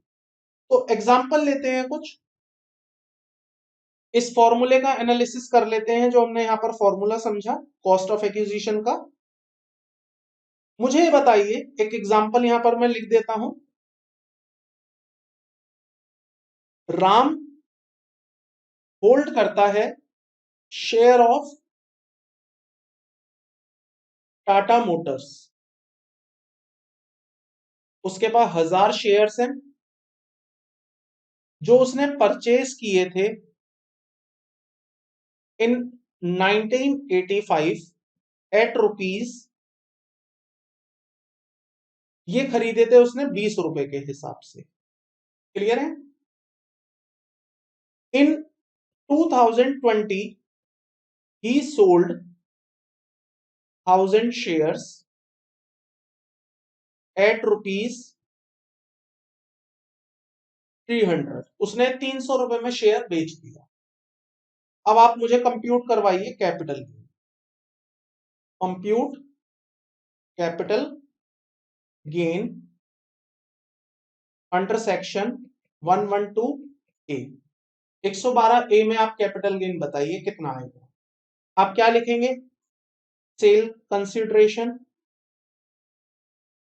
यहां पर मैं सॉल्यूशन दे रहा हूं इसका। आप लिखेंगे सेल्स कंसिडरेशन कितना है, 1000 शेयर है, 300 रुपए के हिसाब से बेच दिए, 3 लाख, माइनस करेंगे कॉस्ट ऑफ एक्विजिशन। अब कॉस्ट ऑफ एक्विजिशन कैसे निकलेगी, फॉर्मूला देखिए। वो कहता है जो आपकी कॉस्ट थी, फॉर्मूले पर आ जाइए एक बार, यहां पर देखिए क्या लिखा हुआ है फॉर्मूले में। जो यहां पर आपकी कॉस्ट थी वो ले लो, उसके साथ कंपैरिजन करो इसका, lower of the FMV of such asset और the full value of the consideration accruing as a result of such transfer. तो यहां पर अब मैं क्वेश्चन में आपको एक चीज और दे देता हूं। एफएमवी यहां पर मैंने दे दी आपको उस शेयर की, लेट से 290। देखिए लॉ को जब ये बनाया गया, ये सेक्शन बनाया गया, तो ये मेक श्योर किया गया कि जिस दिन हम ये सेक्शन लेके आ रहे हैं, 1 फरवरी 2018 को हम ये प्रोविजन लेके आ रहे हैं, उस दिन तक के जितने भी आपके कैपिटल गेन होंगे उसको हम टैक्स नहीं करेंगे। देखो प्रॉब्लम क्या थी, आप प्रॉब्लम को शायद अभी समझ नहीं पाए हो, मैं फिर से रिपीट कर देता हूं। प्रॉब्लम ये थी, ये सेक्शन लाते ही जब आप कह रहे हो कि जो कैपिटल गेन पहले आपके एग्जेम्प्ट होते थे, जो कैपिटल गेन पहले आपके एग्जेम्प्ट होते थे, वो अब हम आपके टैक्सेबल कर देंगे, तो लोगों ने शोर मचाना चाहा होगा। ऑल्दो वो मचा नहीं पाए क्योंकि सरकार इस बात को पहले ही समझ गई थी कि शोर मचेगा। शोर ये मचेगा कि बहुत लोग खड़े हो जाएंगे, वो कहेंगे ये क्या कर दिया सर, हमने तो शेयर को होल्ड करके रखा था इसलिए कि हम अपने रिटायरमेंट पर इसे बेचेंगे, हमारे बच्चे इसको बेचेंगे और वो अपना प्रॉफिट कमाएंगे। आपके इनकम टैक्स में एक सेक्शन है एग्जेम्प्ट एग्जेम्प्ट एग्जेम्प्ट, मतलब ये long term capital gain exempt. आपने इतने सालों तक हमें एग्जेम्पशन की बात बता के रखी, इसीलिए हमने ये शेयर कभी बेचा नहीं, हम इंतजार करते रहे और अचानक से एक ही दिन में आपने कह दिया टैक्सेबल हो जाएगा। ये तो इनजस्टिस है हमारे साथ, ऐसे कैसे होगा। तो उन्होंने ये स्टेटमेंट बोली बजट के अंदर, जब ये बजट प्रेजेंट किया गया तो ये स्टेटमेंट दिया गया कि हम इस तरह से सेक्शन बनाएंगे कि आपका आज तक का जितना भी कैपिटल गेन होगा, आज तक का, वो आपका एग्जेम्प्ट हो जाएगा। कैसे, उसके लिए उन्होंने फॉर्मूला दिया। उन्होंने बोला ये फॉर्मूला दे रहे हैं आपको, इस फॉर्मूले के अकॉर्डिंग आप एप्लीकेशन करके देख लो, आपका जितना भी कैपिटल गेन आज तक का है, आज तक का मतलब हो गया 31 जनवरी 2018 तक का कैपिटल गेन आपका एग्जेम्प्ट है। लेकिन हाँ, इसके बाद अगर कोई कैपिटल गेन आपको होता है तो वो आपका टैक्सेबल हो जाएगा। अब आप क्वेश्चन में देखिएगा, फिगर्स जैसे ही आप इस फॉर्मूले में रखेंगे, अप्लाई करेंगे, Okay, तो I found this on the web for formula. तो आप वहां पर ये पाएंगे कि जो आपका कैपिटल गेन 31 जनवरी तक का अक्रू हो चुका था, मतलब जो वैल्यू वहां तक बढ़ चुकी थी, वो आपकी पूरी की पूरी एग्जेम्पशन में आ जाएगी और बाकी over and above that value है वो आपका टैक्सेबल में आएगा। तो मैंने आपको एफएमवी यहां पर दे दी है 290 रुपए। एफएमवी का मतलब आप मान के चलिए मार्केट प्राइस आ गया आपके सामने 290 रुपए। अब मुझे एक बात बताइए, जनरल सोचिए, अभी आंसर पे नहीं आते, जनरल बात करते हैं। अगर 20 रुपए का शेयर, मान लो 31 जनवरी को लॉ नहीं आता, 1 फरवरी के बजट में ये सेक्शन नहीं आता, ये अमेंडमेंट नहीं आती, तो 31 जनवरी को जो इस शेयर की 290 रुपए वैल्यू है, कितनी वैल्यू बढ़ गई, 270 रुपए वैल्यू बढ़ गई। 20 का शेयर कितने का हो गया, 290 का। तो क्या 270 रुपए आपके हाथ में टैक्सेबल होते, नहीं होते, एग्जेम्प्ट थे। Section long term capital gain on a sale of share is exempt, पुराना सेक्शन ये था, एग्जेम्पशन मिलती। अब ये सेक्शन लाने की वजह से आपके ऊपर टैक्स लगेगा, तो इन्होंने कैसे इसको मॉडिफाई किया, कैसे इन्होंने यहां पर फॉर्मूला बनाया जिससे कि आप ये इंश्योर कर पाए कि आपके ऊपर कोई टैक्स नहीं आएगा। तो उन्होंने बोला कॉस्ट ऑफ एक्विजिशन निकालिएगा। कैसे निकालिएगा, पहले कॉस्ट ऑफ एक्विजिशन रखिए, उसको कंपेयर करिए। पॉइंट नंबर 1 क्या है, पॉइंट नंबर 1 में फेयर मार्केट वैल्यू, और point number 2 full value of the consideration. तो full value of the consideration कितना है, 300 रुपए। आपने कितने में बेचा, 300 में बेचा। इसमें से क्या बाहर लेंगे आप? The lower of. तो यहां से लोअर कितना आ गया? 290। कितना आ गया यहां से? 290। कॉस्ट ऑफ एक्विजिशन कितनी थी आपकी? 20 रुपए। आपने 20 रुपए में खरीदा था। विच एवर इज हायर, तो हायर क्या आ गया? 290। बताइए इस फॉर्मूले ने आपकी कॉस्ट ऑफ एक्विजिशन कितनी कर दी? 290 रुपए कर दी। लॉस इज कि जो आपकी कॉस्ट 20 रुपए थी, हम उसे कॉस्ट नहीं मानेंगे, हम उस दिन की जो एफएमवी होगी उसे कॉस्ट बना देंगे। और जैसे ही हम ये कह रहे हैं कि हम उसे कॉस्ट बना देंगे, तो इसका मतलब जो आपका उस दिन तक का गेन था उसे हमने आपकी कॉस्ट बना दिया, और आपका जो कैपिटल गेन था वो हमने ये मेक श्योर कर लिया कि उस दिन तक की जो वैल्यू एडिशन हुई है वो आपकी कॉस्ट बन जाएगी, जिससे आपका कैपिटल गेन नहीं आएगा। तो देखिए जैसे ही आपने कॉस्ट ऑफ एक्विजिशन डिटरमाइन करी 290 रुपए इंटू 1000 शेयर, तो अब यहां पर कितनी आ गई कॉस्ट आपकी? 2,90,000। और आपके ऊपर गेन कितना हुआ? केवल 10,000। ये तो आपको टैक्स देना ही है। लॉजिकली सोचिए भाई, 31 जनवरी को 290 रुपए वैल्यू थी, तो मान लो अगर ये लॉ नहीं आता तो 290 रुपए तक का जितना डिफरेंस है, मतलब 270 रुपए का, ये तो हमने आपका एग्जेम्प्ट कर दिया ना।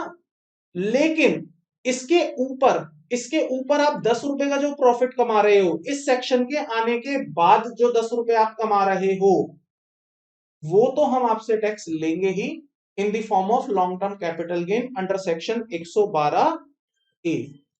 क्लियर है यहां तक? सर एक एग्जांपल और लेके दिखाओ, उसके बाद शायद हमें क्लियर हो जाए। अगर किसी को क्लियर नहीं है तो मैं एक एग्जांपल और ले रहा हूं, आइएगा।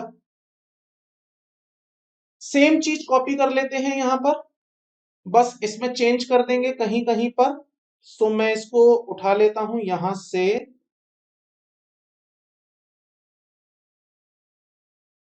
ये मैंने कॉपी कर लिया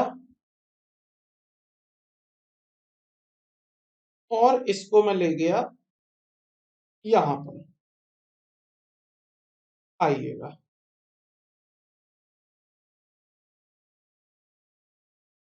देखिए एग्जाम्पल लिख देते हैं यहां पर।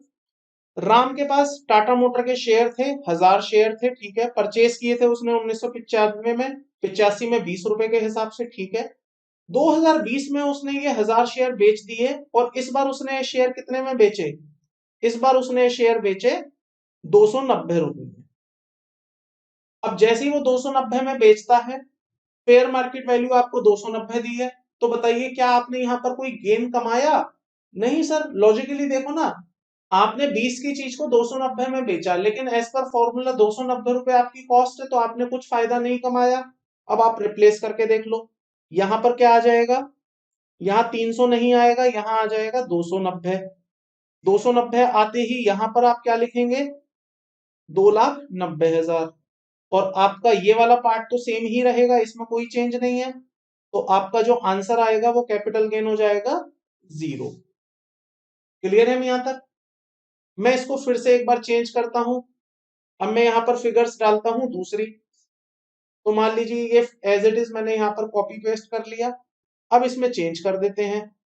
चेंज कहां करूंगा? इस बार मैं शेयर 290 का नहीं बेचूंगा, मैं इस बार बेचूंगा 280 रुपए का। एफएमवी मेरे को 290 रुपए ही दी है, यहां कोई चेंज नहीं है, बाकी सारा डेटा सेम है। मैंने 280 का अगर शेयर बेचा, तो यहां पर क्या आ जाएगा? 1000 शेयर इंटू 280, तो टोटल वैल्यू आ जाएगी 2,80,000। क्लियर? कॉस्ट ऑफ एक्विजिशन कैसे निकालोगे? कॉस्ट ऑफ एक्विजिशन में 20 रुपए को कंपेयर करोगे 290 रुपए, 290 से कंपेयर करोगे या किससे कंपेयर करोगे? देखो फॉर्मूले में जाके क्या लिखा है, फेयर मार्केट वैल्यू से। तो फेयर मार्केट वैल्यू आपकी 290 है, ये ठीक है। और किससे कंपेयर करोगे? Full value of the consideration received. तो full value of the consideration received इस बार 300 नहीं है, इस बार क्या है? इस बार है 280। तो यहां पर क्या आएगा? Which ever is lower, lower के हिसाब से कितना आ जाएगा? 280। और इसमें से ज्यादा क्या आएगा बाहर? 280। तो 280 के हिसाब से यहां पर क्या आ जाएगा? 2,80,000। बताइए क्या आपका कैपिटल गेन यहां पर भी 0 हो गया? हो गया। तो सर ये जो फॉर्मूला बनाया गया था बहुत ही दिमाग लगा के बनाया गया था और इस लॉजिक के साथ बनाया गया था कि वो सभी लोग जो शेयर्स होल्ड करके बैठे थे हम उनका 1 रुपए पर भी टैक्स नहीं मांगेंगे। वो उस गेन पर जो आपने 31 जनवरी तक अर्न किया होगा। लेकिन अगर 31 जनवरी के बाद भी आपने अपना शेयर नहीं बेचा है और उसके बाद उसमें वैल्यू एडिशन हो रही है तो 31 जनवरी के बाद वाली जो वैल्यू एडिशन होगी उस पर तो हम इनकम टैक्स मांगेंगे। और मेरे पहले एग्जांपल में देखो जो सबसे पहले एग्जांपल लिया था यहां पर आपका 31 जनवरी के बाद एडिशन हुआ था 10 रुपए का।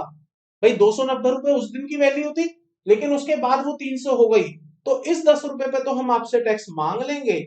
ये इस फॉर्मूले से इंश्योर किया गया कि 31 जनवरी तक की एडिशन पर कोई टैक्स नहीं लगाएंगे। फॉर्मूला ऐसे बना देंगे कि आपकी कॉस्ट बन जाएगी वो और गेन नहीं आएगा। लेकिन 31 तारीख के बाद अगर कोई इंक्रीमेंट होगा वैल्यू में तो वो तो भाई साहब आपका long term capital gain taxable है अंडर सेक्शन 112A। क्लियर है यहां तक? तो ये सेक्शन है 112A। इसमें आप एक नोट लिखिएगा जो यहां पर शायद मैंने कहीं और लिखा होगा बट अभी मेरे को जरूरी है बताना तो आप इसे यहां लिख लीजिएगा। In case of this section तो under section 112A the long term capital gain in excess of ₹1 lakh shall be taxable। तो यहां पर ये कहना चाह रहा हूं मैं कि जितना भी आपका लॉन्ग टर्म कैपिटल गेन आएगा अंडर सेक्शन 112A तो उसमें 1 लाख रुपए तक का गेन आपका बाहर कर देंगे, टैक्सेबल नहीं करेंगे। 1 लाख रुपए से ऊपर जितना गेन जाएगा उतने अमाउंट पर हम आपसे टैक्स मांगेंगे। तो 1 लाख रुपए की आपको एग्जेम्पशन दी जाएगी। In other words exemption of ₹1 lakh shall be available। तो ये आपको 1 लाख रुपए की एग्जेम्पशन दे देंगे। 1 लाख रुपए तक कोई इनकम टैक्स नहीं आएगा। उसके बाद वाले अमाउंट पर इनकम टैक्स की बातें की जाएंगी। आई होप आपको ये सेक्शन क्लियर हो गया होगा। कोई भी इसमें कंफ्यूजन नहीं है, कोई भी प्रॉब्लम नहीं है। अगर आपको फिर भी कोई डाउट है इस सेक्शन से रिलेटेड तो आप प्लीज मुझसे पूछिएगा, मैं डेफिनेटली आपकी हेल्प करूंगा इस सेक्शन को और बेटर तरीके से आपको समझाने में। आइएगा स्टूडेंट्स एक बहुत ही इंटरेस्टिंग सेक्शन की तरफ चलते हैं। Section 50B slump sale. बहुत ही इंटरेस्टिंग सेक्शन है। मैं आपको एक स्टोरी सुनाऊंगा, उस स्टोरी को आप ध्यान से समझिएगा। उसके बाद में फिर आपको इस सेक्शन पर वापस लेके आऊंगा और फिर बात करेंगे इसके प्रोविजन की। तो नाम पहले पढ़ लेते हैं। This is the capital gain in respect of a slump sale. अब स्लम सेल क्या होती है? बिल्कुल भी घबराने की बात नहीं है। मैं आपको अभी वर्ड का मीनिंग नहीं बताऊंगा what is a slump sale. पहले चलते हैं एक एग्जांपल पर, फिर इस बात को समझेंगे। तो आइएगा यहां पर आप देख सकते हैं पिक्चर है आपके सामने। क्या है ये आपके सामने, क्या दिख रहा है आपको? Sir this is a vegetables, a multiple variety of a vegetables. अब सुनिएगा स्टोरी, उसके बाद लिंक करिएगा सेक्शन के साथ। आपके सोसाइटी में कॉलोनीज में कुछ सब्जी वाले आते होंगे, उनके पास एक ठेला रहता है, मतलब जो भी उनका रखने का सामान है, रखने का जो व्हीकल है उस पर उन्होंने वेजिटेबल्स रखी हुई है, सब्जियां रखी हुई हैं। उस सब्जी में कुछ बैंगन है, मैं इसको कलर चेंज कर देता हूं ताकि आपको विजिबल हो जाए। तो उस सब्जी में कुछ बैंगन है, ये लीजिए। उसमें कहीं पत्ता गोभी भी होगी। मैं हिंदी में सब्जियों के नाम ले रहा हूं, आप इंग्लिश में भी उसको ले सकते हैं, कोई प्रॉब्लम नहीं है। यहां पर देखिए कुछ करेले रखे हुए हैं, ये गाजर रखी हुई है, चुकंदर है। उसके बाद यहां पर देखेंगे तो यहाँ घिया है। यहां पर देखेंगे तो फिर कुछ कैप्सिकम है, बेल पेपर है, और यहाँ पर कुछ तोरई जैसी सब्जी रखी हुई है ना। अब आप एक वेजिटेबल वाले के पास गए, आपने कहा मुझे चुकंदर चाहिए, आप मुझे चुकंदर बेचोगे? उसने कहा हाँ बेचूंगा। जैसे ही उसने आपको ये चुकंदर बेचा, आप क्योंकि सीए कर रहे थे, आईपीसीसी में थे, आप कैपिटल गेन पढ़ के गए थे, तो आपने उससे सवाल पूछा, सब्जी वाले भैया जरा ये बताओ, ये जो चुकंदर है क्या ये तुम्हारी कैपिटल एसेट है? उसने कहा हाँ ये मेरी कैपिटल एसेट है। वैसे है नहीं, उसके लिए स्टॉक है, बट मान लीजिए कैपिटल एसेट है। फिर आपने पूछा भैया भैया क्या आप ये मुझे बेच रहे हो? उसने कहा हाँ मैं बेच रहा हूं। तो इसका मतलब ये क्या है? ट्रांसफर है। फिर आपने अपना दिमाग लगाया, आपने बोला अरे ये क्या हुआ, ये तो कैपिटल एसेट है और उसका ट्रांसफर है, तो अब आपके ऊपर क्या आ जाएगा? कैपिटल गेन आ जाएगा। जैसे ही आपने कहा कैपिटल गेन आएगा, तो फिर आपने अगला सवाल उससे क्या पूछा, भैया चुकंदर आपने कब खरीदा था? 12 महीने पहले, 24 महीने पहले, या 36 महीने पहले? सब्जी वाले ने आपसे पूछा आप क्यों पूछ रहे हो ये सवाल, आपको सब्जी खरीदनी है खरीदो, नहीं तो जाओ। तो सब्जी वाले को आपने क्या बोला, मैं ये चेक कर रहा हूं कि ये लॉन्ग टर्म है या शॉर्ट टर्म है। उसने आपको आंसर दे दिया कि ये सब्जी मैंने 36 महीने पहले खरीदी थी या 3 दिन पहले खरीदी थी, एज द केस में भी। तो आपने कहा अच्छा तो ये शॉर्ट टर्म है, और जब आप ये चुकंदर मुझे बेच दोगे तो ये क्या बन जाएगा आपका? Short term capital gain. Clear? ऐसा ही हमने अभी तक पढ़ा है। फिर आपने कहा भैया भैया मुझे ना ये गोभी भी चाहिए, पत्ता गोभी भी चाहिए। आपने फिर यहाँ पर सवाल पूछने शुरू करी, ये पत्ता गोभी आपने कब खरीदी थी? वो कहेगा ये तो मेरी बहुत पुरानी गोभी है, 3 साल पहले खरीदी थी, 36 महीने। मतलब ये क्या हो गई? Long term. ट्रांसफर भी कर रहा हूं, कैपिटल एसेट भी है, तो अब आपने उसे बोला भैया आपके ऊपर क्या लग जाएगा? Long term capital gain. जैसे ही आपने बोला लॉन्ग टर्म कैपिटल गेन, चुकंदर पे आपने बोला शॉर्ट टर्म कैपिटल गेन। हो सकता है करेले को आप ये तोरई को आप बोलेंगे लॉन्ग टर्म कैपिटल गेन, हो सकता है इस बैंगन को आप बोलेंगे शॉर्ट टर्म कैपिटल गेन। तो सब्जी वाला आपसे क्रियोसिटी में पूछ ही गया यार कि क्या कर रहे हो? तो आपने उसे बोला कि मैं ना अभी ताजा ताजा कैपिटल गेन पढ़ के आया हूं, मेरे को विकास सर ने कैपिटल गेन पढ़ाया है, तो उसमें मेरी इंटरेस्ट इतना डेवलप हो गया कि मेरे को हर चीज में अब कैपिटल गेन नजर आता है। उसने कहा अच्छा तो बताओ ये जो आपको करेला दिख रहा है ये क्या होगा? तो आपने कहा बहुत ही सिंपल सी बात है, मैं आपसे 3 सवाल पूछूंगा और मैं बता दूंगा ये क्या है। पहला सवाल आप उससे क्या पूछोगे कि बताओ इसका पीरियड ऑफ होल्डिंग कितना है। दूसरा सवाल आप क्या पूछोगे, क्या ये कैपिटल एसेट है, क्या ये ट्रांसफर है? अगर तीनों जवाब आपको मिल जाएंगे तो पीरियड ऑफ होल्डिंग के बेस पे आप कहोगे लॉन्ग टर्म है या शॉर्ट टर्म है, और कैपिटल एसेट का ट्रांसफर है तो उसके बेसिस पे आप कहोगे कैपिटल गेन है। तो ऐसा करके ना उसने हर चीज का आपसे नेचर पूछ लिया या समझ लिया, या मैं कह सकता हूं आपने उससे सवाल पूछे और उसे बताया कि ये जो तेरा बैंगन है ना ये लॉन्ग टर्म है, और ये जो तेरे तोरई रखी है ये भी लॉन्ग टर्म है, और ये जो आलू रखे हैं ना पीछे ये शॉर्ट टर्म है। अच्छा, और ये वाली जो गोभी रखी है फूल गोभी ये क्या है? आपने कहा ये भी शॉर्ट टर्म है। और क्या? अच्छा एक गाजर गाजर गाजर रह गई, गाजर गाजर क्या है? ये लॉन्ग टर्म है। सब्जी वाले का दिमाग घूम गया फाइनली, उसने बोला भाई साहब ये लॉन्ग टर्म शॉर्ट टर्म मुझे नहीं पता, सीधी सीधी बात करो, सारी सब्जियां खरीद लो मेरे से, पूरा का पूरा ठेला खरीद लो, लमसम बेसिस पे मैं तुम्हें ठेला बेच देता हूं। अब कोई सिंगल हिसाब नहीं कि गोभी लॉन्ग टर्म है, कि पालक शॉर्ट टर्म है, कि बैंगन लॉन्ग टर्म है, और ये तोरई शॉर्ट टर्म है, ये हिसाब नहीं करेंगे। आप एक काम करो, 10,000 रुपए दो और ये पूरा का पूरा ठेला आपका।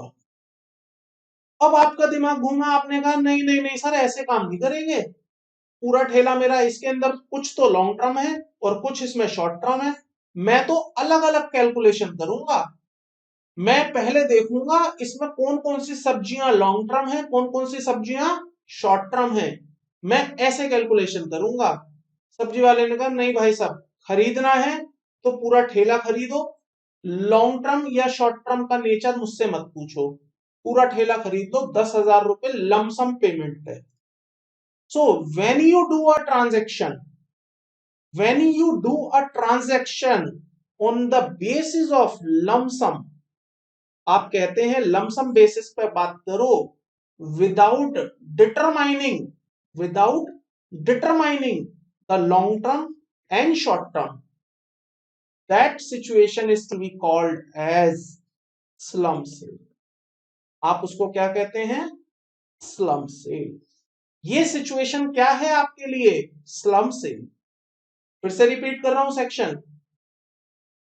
When you do enter into a transaction to sell the entire unit, आपने पूरी यूनिट बेच दी, without determining the nature of long term and short term of individual asset, आप इंडिविजुअल एसेट का स्टेटस नहीं चेक करते कि इसमें कौन सी एसेट लॉन्ग टर्म है, कौन सी एसेट शॉर्ट टर्म है, and you do a transaction on a lump sum basis, then that such transaction is to be called as slum sale।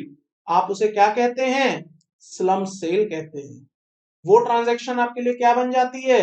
Slump sale बन जाती है।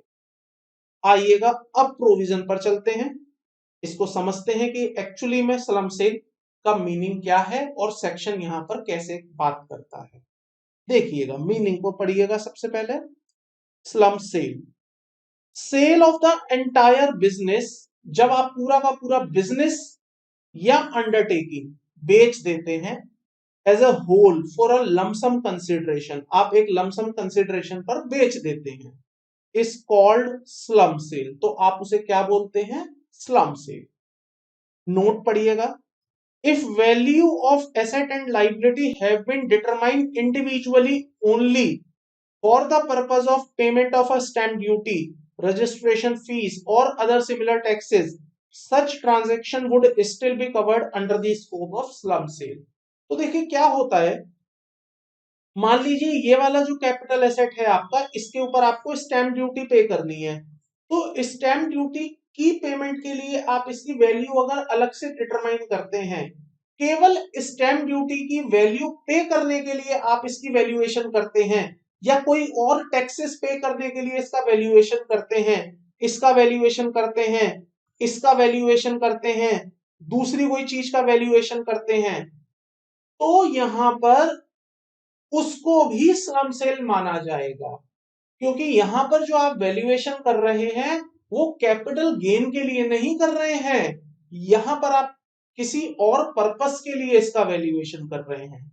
तो when you do a valuation of an individual asset just for the other purpose, then that transaction is still covered under the slump sale, क्योंकि यहां पर आपने इस पूरे ठेले का कॉन्ट्रैक्ट किया था कि ये पूरा ठेला मैं आपको 10,000 रुपए में बेच रहा हूं, और मैं ये डिटरमाइन नहीं करूंगा कि इसमें कितना शॉर्ट टर्म है कितना लॉन्ग टर्म है, मैं ये भी डिटरमाइन नहीं करूंगा कि इसमें बैंगन कितने के हैं, आलू कितने के हैं, टमाटर कितने के हैं।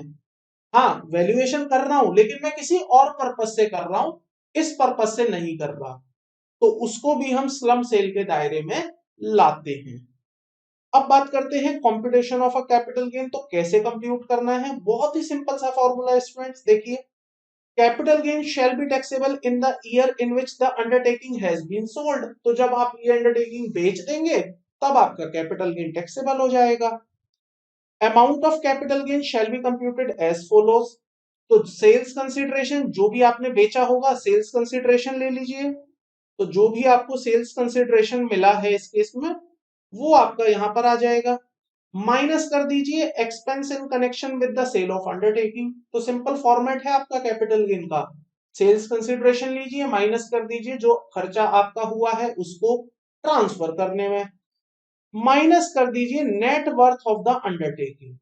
तो जहां पर आप कॉस्ट ऑफ एक्विजिशन लेते थे, आपको याद होगा कॉस्ट ऑफ एक्विजिशन ली जाती थी, तो यहां पर कॉस्ट ऑफ एक्विजिशन नहीं आएगी, यहां आ जाएगा उसका नेट वर्थ। तो जो पूरी अंडरटेकिंग है उसकी नेटवर्थ ले लीजिए। अब आप पूछेंगे सर नेटवर्थ क्या होती है, तो नेटवर्थ होती है एसेट माइनस लाइबिलिटी। ये तो अकाउंट्स का पॉइंट है, वहां पर भी आप सीख के आए होंगे नेटवर्थ कैसे निकलती है। Asset minus liability is to be called as net worth. तो जो डिफरेंस आ जाएगा, जो रिजल्ट आएगा, वो आपका कैपिटल गेन कहलाएगा। क्लियर है। लेकिन ये जो स्लम सेल है ये दो नेचर की हो सकती है, एक लॉन्ग टर्म एक शॉर्ट टर्म। तो यहां पर ये कैसे क्लासिफिकेशन होगा, सुनिए। अगर आपकी अंडरटेकिंग, जिस अंडरटेकिंग को आपने बेच दिया, जिस पूरे बिजनेस को आपने बेच दिया, अगर वो बिजनेस का नेचर आपका लॉन्ग टर्म है, अगर वो आपका लॉन्ग टर्म है, तो स्लम सेल से जो कैपिटल गेन आएगा वो भी आपका लॉन्ग टर्म आएगा। देखिए ऐसा हो सकता है ना, आप ऐसे इमेजिन करिए, आपके पास एक अंडरटेकिंग है, आपके पास ये पूरी एक अंडरटेकिंग है, इसके अंदर एक कैपिटल एसेट लॉन्ग टर्म है, एक कैपिटल एसेट शॉर्ट टर्म है, एक कैपिटल एसेट फिर शॉर्ट टर्म है, एक कैपिटल एसेट है लॉन्ग टर्म है। तो इस तरह से आपके पास बहुत सारी एसेट्स है, बहुत ही एसेट है, कुछ लॉन्ग टर्म है कुछ शॉर्ट टर्म है। तो आप इंडिविजुअली किसी को डिटरमाइन नहीं कर रहे हैं, आप कह रहे हैं नहीं ये भी नहीं देखूंगा, ये भी नहीं देखूंगा, ये भी नहीं देखूंगा, ये भी नहीं देखूंगा, मैं तो पूरी अंडरटेकिंग देखूंगा कि ये अंडरटेकिंग मैंने कब एक्वायर करी थी। तो अगर इस पूरी अंडरटेकिंग का period of holding long term है, तो जो रिजल्ट कैपिटल गेन आएगा वो भी लॉन्ग टर्म कैपिटल गेन बन जाएगा। और अगर आप कहते हैं नहीं ये पूरी की पूरी जो पीरियड ऑफ होल्डिंग, अंडरटेकिंग की period of holding short term है, तो रिजल्ट जो आएगा वो शॉर्ट टर्म कैपिटल गेन बन जाएगा। तो यहां पर आप इंडिविजुअल एसेट्स को नहीं देखेंगे, आप देखेंगे कि ये पूरी की पूरी अंडरटेकिंग लॉन्ग टर्म है या शॉर्ट टर्म है। तो अंडरटेकिंग लॉन्ग टर्म कब बनेगी, जब आप उसे 36 महीने से ज्यादा होल्ड कर लेंगे, और शॉर्ट टर्म कब बनेगी, जब आप उसे 36 महीने से कम होल्ड करेंगे। अब ये कैसे देखा जाएगा, ये देखा जाएगा कि अंडरटेकिंग आपने एक्चुअली में कब स्टार्ट की थी। तो अगर मान लो आपने कोई अंडरटेकिंग स्टार्ट करी थी 4 साल पहले, लेकिन उसके अंदर सारी कैपिटल एसेट आपने अभी अभी डाली है, ताजा ताजा उसमें इंट्रोड्यूस करी थी, तो उस केस में भी अंडरटेकिंग आपकी लॉन्ग टर्म होगी, और यहां पर आने वाला जो कैपिटल गेन होगा वो भी आपका लॉन्ग टर्म कैपिटल गेन माना जाएगा। देखिएगा, any profit or gain arising from a slum sale of one or more undertaking held for more than 36 months shall be regarded as a long term। तो please students यहाँ confuse मत होइएगा, यहां पर आप individual किसी भी एसेट का nature नहीं देखोगे कि वो लॉन्ग टर्म है या शॉर्ट टर्म है। यहां पर आप क्या देखोगे, अंडरटेकिंग, जो अंडरटेकिंग आप बेच रहे हैं, पूरा का पूरा यूनिट बेच रहे हैं, वो यूनिट लॉन्ग टर्म थी या वो शॉर्ट टर्म थी। तो यहां पर हाईलाइट कर लीजिएगा अंडरटेकिंग वर्ड, आपको इंडिविजुअल एसेट नहीं देखनी है। आइएगा शॉर्ट टर्म कैपिटल गेन पर। So any profit or gain arising from such transfer of one or more undertaking held by the assessee for not more than 36 months shall be treated as short term capital gain। Clear है यहां तक। Net worth क्या है sir, net worth का formula मैंने आपको ऊपर बताया, एसेट माइनस लाइबिलिटी।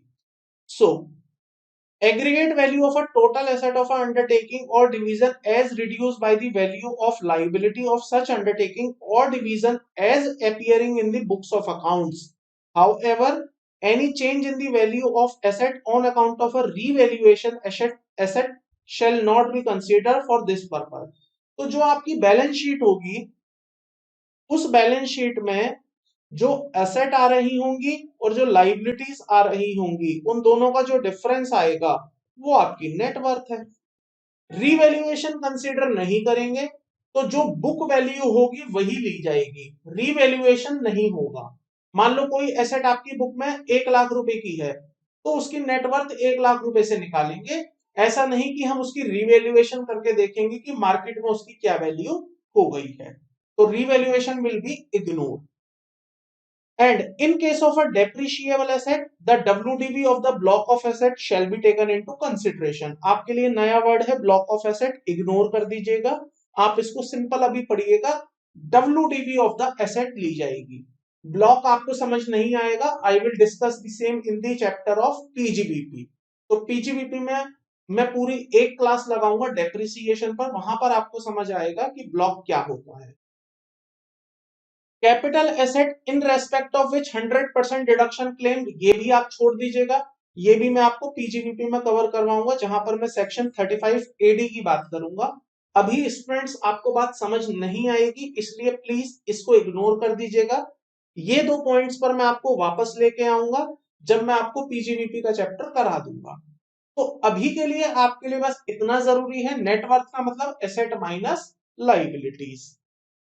एक यहां पर रिक्वायरमेंट है, आपको चार्टर्ड अकाउंटेंट की रिपोर्ट लेके आनी है। क्यों लानी है? जिससे कि वो ये सर्टिफाई कर दे कि जो नेटवर्थ आपने कंप्यूट करी है उस अंडरटेकिंग की वो बिल्कुल सही है। तो नेटवर्थ को सर्टिफाई करने के लिए आपको एक सीए के पास जाना पड़ेगा, उससे सर्टिफिकेट लाना पड़ेगा। देखिएगा, every assessee in case of a slump sale shall furnish in the prescribed form on or before the 30th September of the assessment year being the specified date referred under section 44AB। ये हमारी due dates का कुछ section है जो आप return of income में पढ़ेंगे। The date 1 month prior to the due date of filing of return of income under section 139 subsection 1, a report of chartered accountant indicating the computation of net worth of the undertaking or division as the case may be and certifying that the net worth of the undertaking or division has been correctly arrived। तो simple सी बात है, आप अपनी return file करने से पहले chartered accountant की report लाएंगे और उस रिपोर्ट के अकॉर्डिंग आप ये बताएंगे कि जो नेटवर्थ यहाँ पर कंप्यूट की गई है for the purpose of slump sale और कैपिटल गेन कैलकुलेशन वो सही है। तो सीए बोल देगा हाँ ये रिपोर्ट सही है, नेटवर्थ कैलकुलेशन सही है, तो सब कुछ सही है। क्लियर है यहाँ तक? कोई भी डाउट, कोई भी कंफ्यूजन हो तो पूछ लीजिएगा। इसके बाद फिर मैं आपको कराऊंगा इसी पर हमारा एक क्वेश्चन। तो ये क्वेश्चन मैंने लिया है इंस्टीट्यूट के स्टडी मटेरियल से, ICAI स्टडी मटेरियल का एक क्वेश्चन है। इसको मैं आपको डिस्कस करके अब दिखाऊंगा कि यहाँ पर कैसे कैलकुलेशन होगी, कैसे इसकी प्रेजेंटेशन दी जाएगी। देखिएगा स्टूडेंट्स क्वेश्चन को।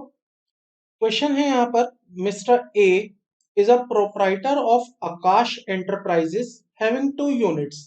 तो यहाँ पर एक आकाश एंटरप्राइजेस है, इसकी 2 यूनिट्स हैं। He transferred on 1/4/2020 his unit 1 by way of slum sale for a total consideration of ₹25 lakh। तो यहाँ पर लिखते चले जाते हैं इसको।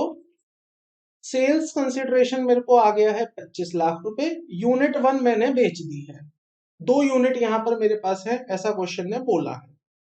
Unit 1 was started in the year 2005-06। तो ये जो यूनिट 1 स्टार्ट हुई थी वो 2005-06 में हुई थी। ये आपको क्यों बताया गया है? ताकि आप ये देख पाए कि ये लॉन्ग टर्म है या शॉर्ट टर्म है। तो बताइए क्या होगी अगर ये यूनिट 2005-06 में शुरू हुई है और 1/4/2020 को आप इसे बेच रहे हैं, क्या हो जाएगी? ये लॉन्ग टर्म हो जाएगी। आगे देखिए, the expenses incurred for this transfer were ₹28,000। तो ये जो एक्सपेंसेस हैं ये 28,000 रुपए के थे। बैलेंस शीट आपको ये दी हुई है जिसमें आप ये वाला हिस्सा जो आप देख रहे हैं दिस इज योर लाइबिलिटी। तो ये जो मैंने रेड कलर से इधर किया है दिस इज योर लाइबिलिटी, और ये जो मैं दूसरे कलर को यूज कर रहा हूं दिस इज योर एसेट। तो यहां से जो आप हिस्सा देख रहे हैं ये वाला, ये आपकी एसेट की बात करता है। आइए देखिए इसके आगे क्या लिखा है। अब बैलेंस शीट में भी देख लेते हैं क्या क्या लिखा हुआ है। वो कहता है आपके पास कैपिटल है 15 लाख रुपए की, रिवैल्यूएशन रिजर्व है आपके पास, रिवैल्यूएशन रिजर्व आ गए मेरे पास for building of unit 1 3 lakh रुपए के। बैंक लोन है 2 लाख का जिसमें 70% यूनिट 1 के लिए है, और ट्रेड क्रेडिटर्स है आपके पास 1.5 लाख रुपए के जिसमें 25% यूनिट 1 के लिए है। आगे बिल्डिंग है आपके पास यूनिट 1 की, यूनिट 2 की, मशीनरी है यूनिट 1 एंड 2 की, डेटर्स हैं, क्रेडिटर, अदर एसेट्स हैं। तो इस तरह से ये आपकी बैलेंस शीट है। आगे देखिए, other informations are as below. तो revaluation reserve is created by revising upward the value of building of a unit 1। तो यहाँ पर जो आप देख रहे हैं ना revaluation reserve दिया हुआ है, ये वो कह रहा है कि ये यूनिट 1 पर है, और लिखा भी है बैलेंस शीट में भी लिखा है कि ये जो रिवैल्यूएशन रिजर्व आपने बनाया ये बिल्डिंग 1 के अपवर्ड रिवैल्यूएशन पर बना है। ठीक है, तो ये क्यों है? ताकि हम इसको इग्नोर कर पाए, रिवैल्यूएशन हमें नहीं लेना है। No individual value of any asset is considered in the transfer deed. तो इससे ये पता चलता है कि यहां पर स्लम सेल की बात हो रही है। आगे अदर एसेट ऑफ यूनिट 1, ये जो आप अदर एसेट देख रहे हैं, कहां है अदर एसेट? ये रही, ये वाली जो आप अदर एसेट देख रहे हैं यूनिट 1 की, इसके अंदर क्या है? Include patent acquired on 1/7/2018। तो 1 जुलाई 2018 को आपने पेटेंट एक्वायर करे थे ऑफ रुपीज, ये है of rupees 50,000, on which no depreciation has been charge. तो इस पर अभी तक आपने कोई डेप्रिसिएशन चार्ज नहीं किया है। तो यहां पर मैं कह सकता हूं कि ये पॉइंट आपको दिया है ताकि आप इसकी डब्ल्यूडीवी कैलकुलेट कर पाए, क्योंकि मैंने आपको बताया स्लम सेल में नेटवर्थ कैलकुलेट करते समय you have to take a WDV instead of the book value. तो डब्ल्यूडीवी निकालने के लिए आपको यहाँ पर डेप्रिसिएशन कैलकुलेशन करनी पड़ेगी। तो यहाँ दो चीजें हैं जो क्वेश्चन में नहीं दी हैं, जो मैं आपको बता रहा हूं। आई वुड से दो चीजें नहीं, केवल एक चीज है जो क्वेश्चन में नहीं दी है, which is the rate of depreciation. तो डेप्रिसिएशन यहां पर रहेगा 25%। ये बात आपको समझ आएगी पीजीबीपी के चैप्टर में, जब मैं पीजीबीपी कराऊंगा तो वहां मैं आपको रेट ऑफ डेप्रिसिएशन एक्सप्लेन करूंगा। तो यहाँ 25% आप डेप्रिसिएशन लेंगे। Compute the capital gain for the purpose of for the assessment year 21-22। आइएगा सॉल्व करते हैं इसको। सबसे पहले आप क्या लिखेंगे यहाँ पर इसके सॉल्यूशन में? आप कहेंगे computation of capital gain under slump sale. क्या है इसका फॉर्मेट मैंने आपको बताया भी था। नहीं भी पता होगा तो कोई बड़ी बात नहीं है, आप सिंपल क्या लिखेंगे? Full value of consideration. तो full value of the consideration आपके सामने कितनी है, क्वेश्चन में दी हुई है। आपने ये यूनिट कितनी की बेची? The total sales consideration is 25 lakh. 25 lakh रुपए में आपने ये यूनिट बेच दी। माइनस आप इसमें से क्या करेंगे? Expense on transfer. तो आपके खर्चे कितने हो गए हैं ट्रांसफर पर? 28,000। इसमें से फिर आप क्या माइनस करेंगे? कॉस्ट ऑफ एक्विजिशन, या मैं कह सकता हूं नेट वर्थ। तो जो भी आपकी यहां पर नेट वर्थ आएगी वो आप यहां पर माइनस करेंगे। यहां लिख देते हैं नेट वर्थ। अब नेट वर्थ आप एग्जामिनर को कहेंगे कि चलो मेरे साथ वर्किंग नोट नंबर 1 पर, वहां पर मैं तुम्हें बताऊंगा नेटवर्थ क्या होती है।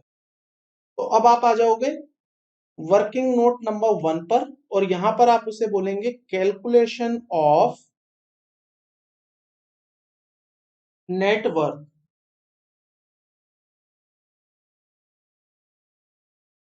अब नेटवर्थ की कैलकुलेशन का फॉर्मूला मैंने आपको क्या दिया था? असेट माइनस लाइबिलिटी, इग्नोरिंग दी रिवैल्यूएशन। अब यहां पर आप लिखिए असेट्स। असेट्स में क्या क्या आ जाएगा? देखिए बैलेंस शीट पर आते हैं। यूनिट 1 में आपके पास बिल्डिंग है 12 लाख रुपए की। यूनिट 1 आपने बेची है, ध्यान रखना। एग्जामिनर ने आपको यूनिट 2 भी दी हुई है, कहीं गलती मत कर देना यूनिट 2 को लेने की, यूनिट 1 लेना।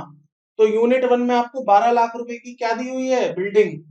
बिल्डिंग लिखिए यहां पर, सबसे पहले हम लेंगे बिल्डिंग। एक बात बताइए, बिल्डिंग कितने की है? 12 लाख की।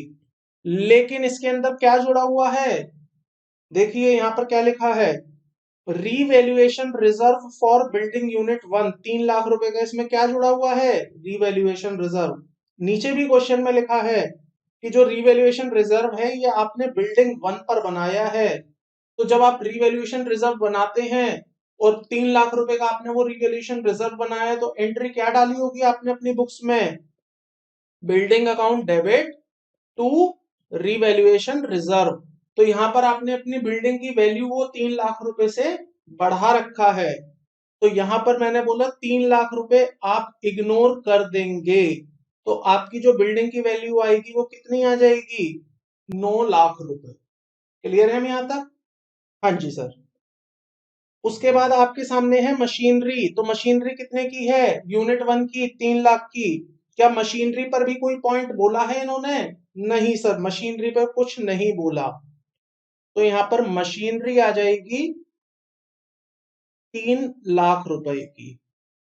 इसके बाद देखिए क्वेश्चन में डेटर्स दिए हैं आपको। डेटर कितने हैं? 1 लाख रुपए के। तो यहां पर आप लिखेंगे डेटर्स 1 लाख रुपए। उसके बाद आपको दिया है अदर एसेट्स। अदर एसेट्स हैं 1.5 लाख के, 1.5 लाख रुपए के। लेकिन रुकिए जरा 1 मिनट। अदर एसेट्स पर आपको नीचे एक पॉइंट दिया है कि ये जो अदर एसेट आप देख रहे हैं इसके अंदर 50,000 रुपए के पेटेंट जुड़े हुए हैं जो आपने 1 जुलाई 2018 को खरीदे थे।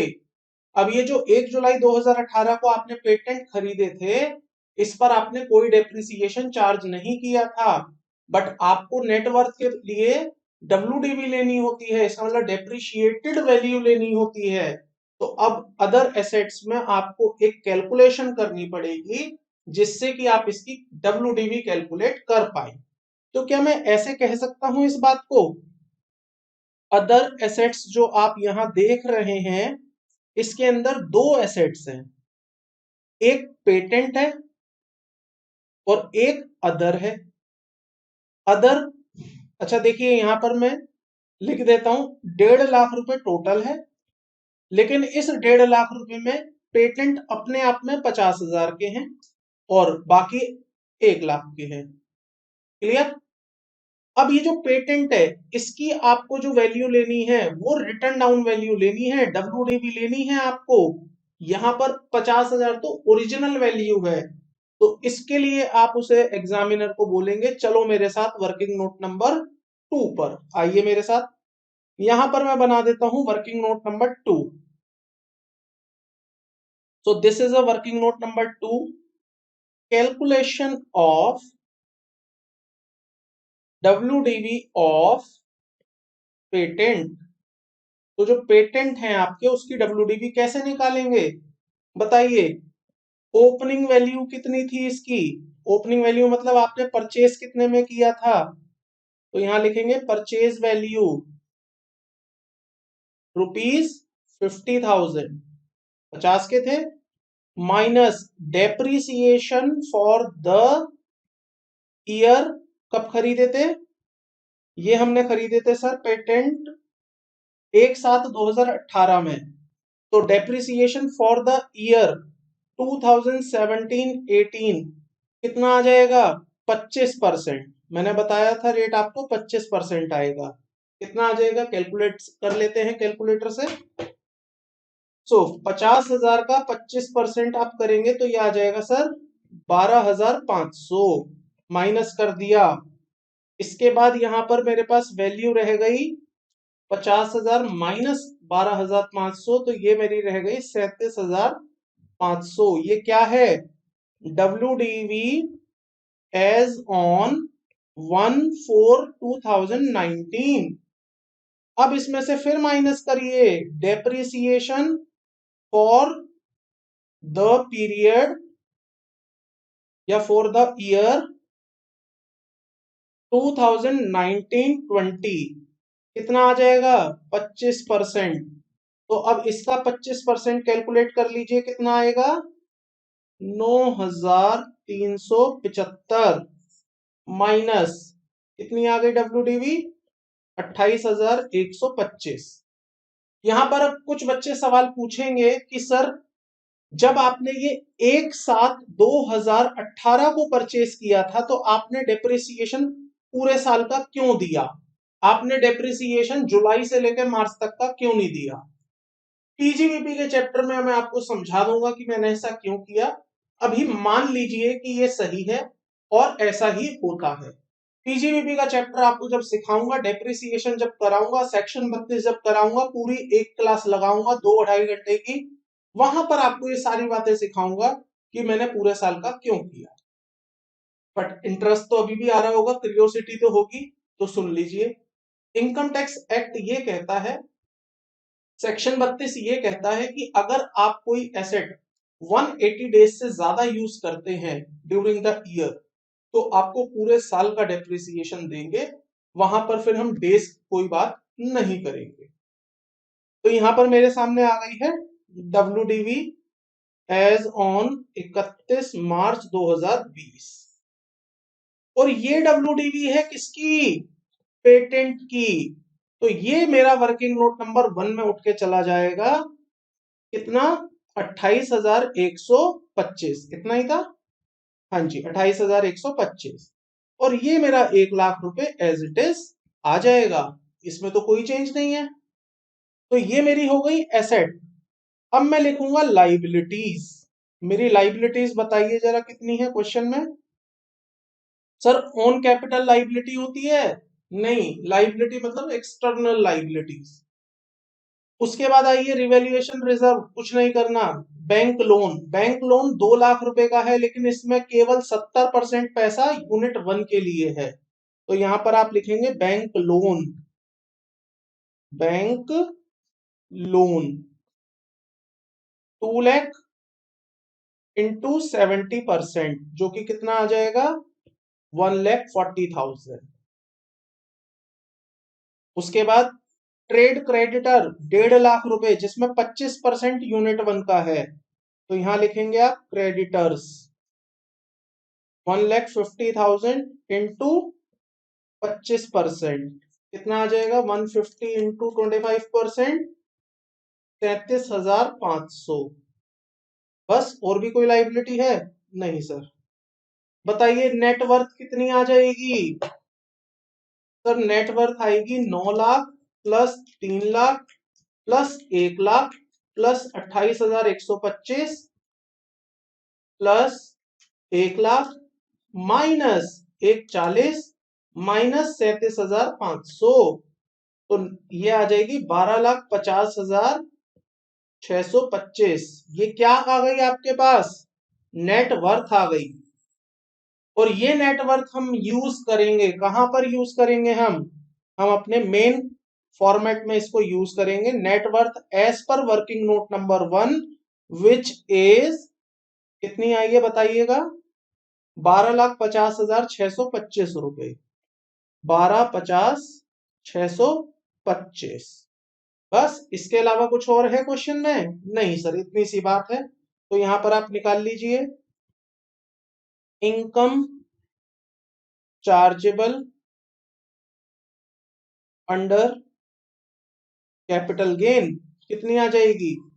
25 लाख माइनस 28,000 माइनस 12,50,625, 12,21,375 रुपए।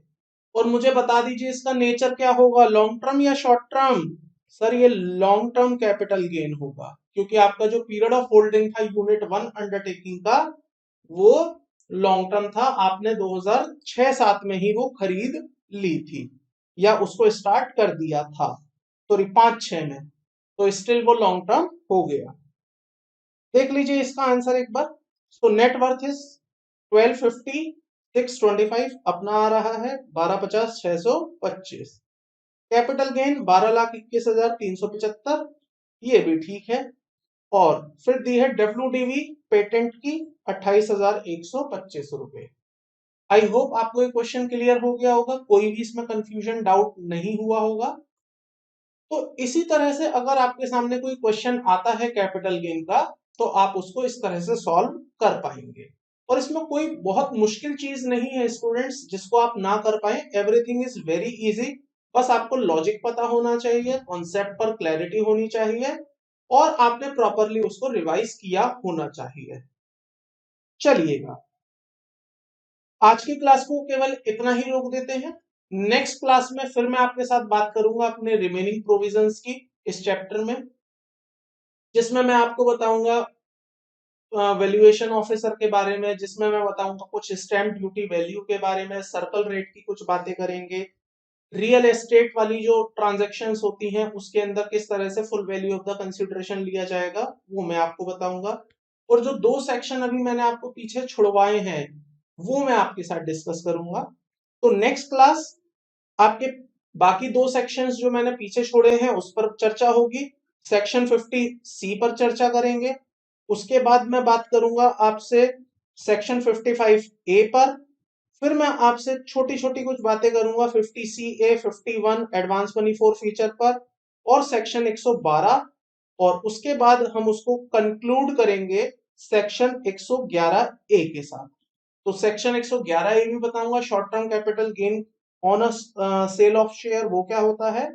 देन उसके बाद फिर हम आ जाएंगे उसके अगली वाली क्लास पे, जिसमें मैं आपको बताऊंगा कुछ एग्जेम्पशंस।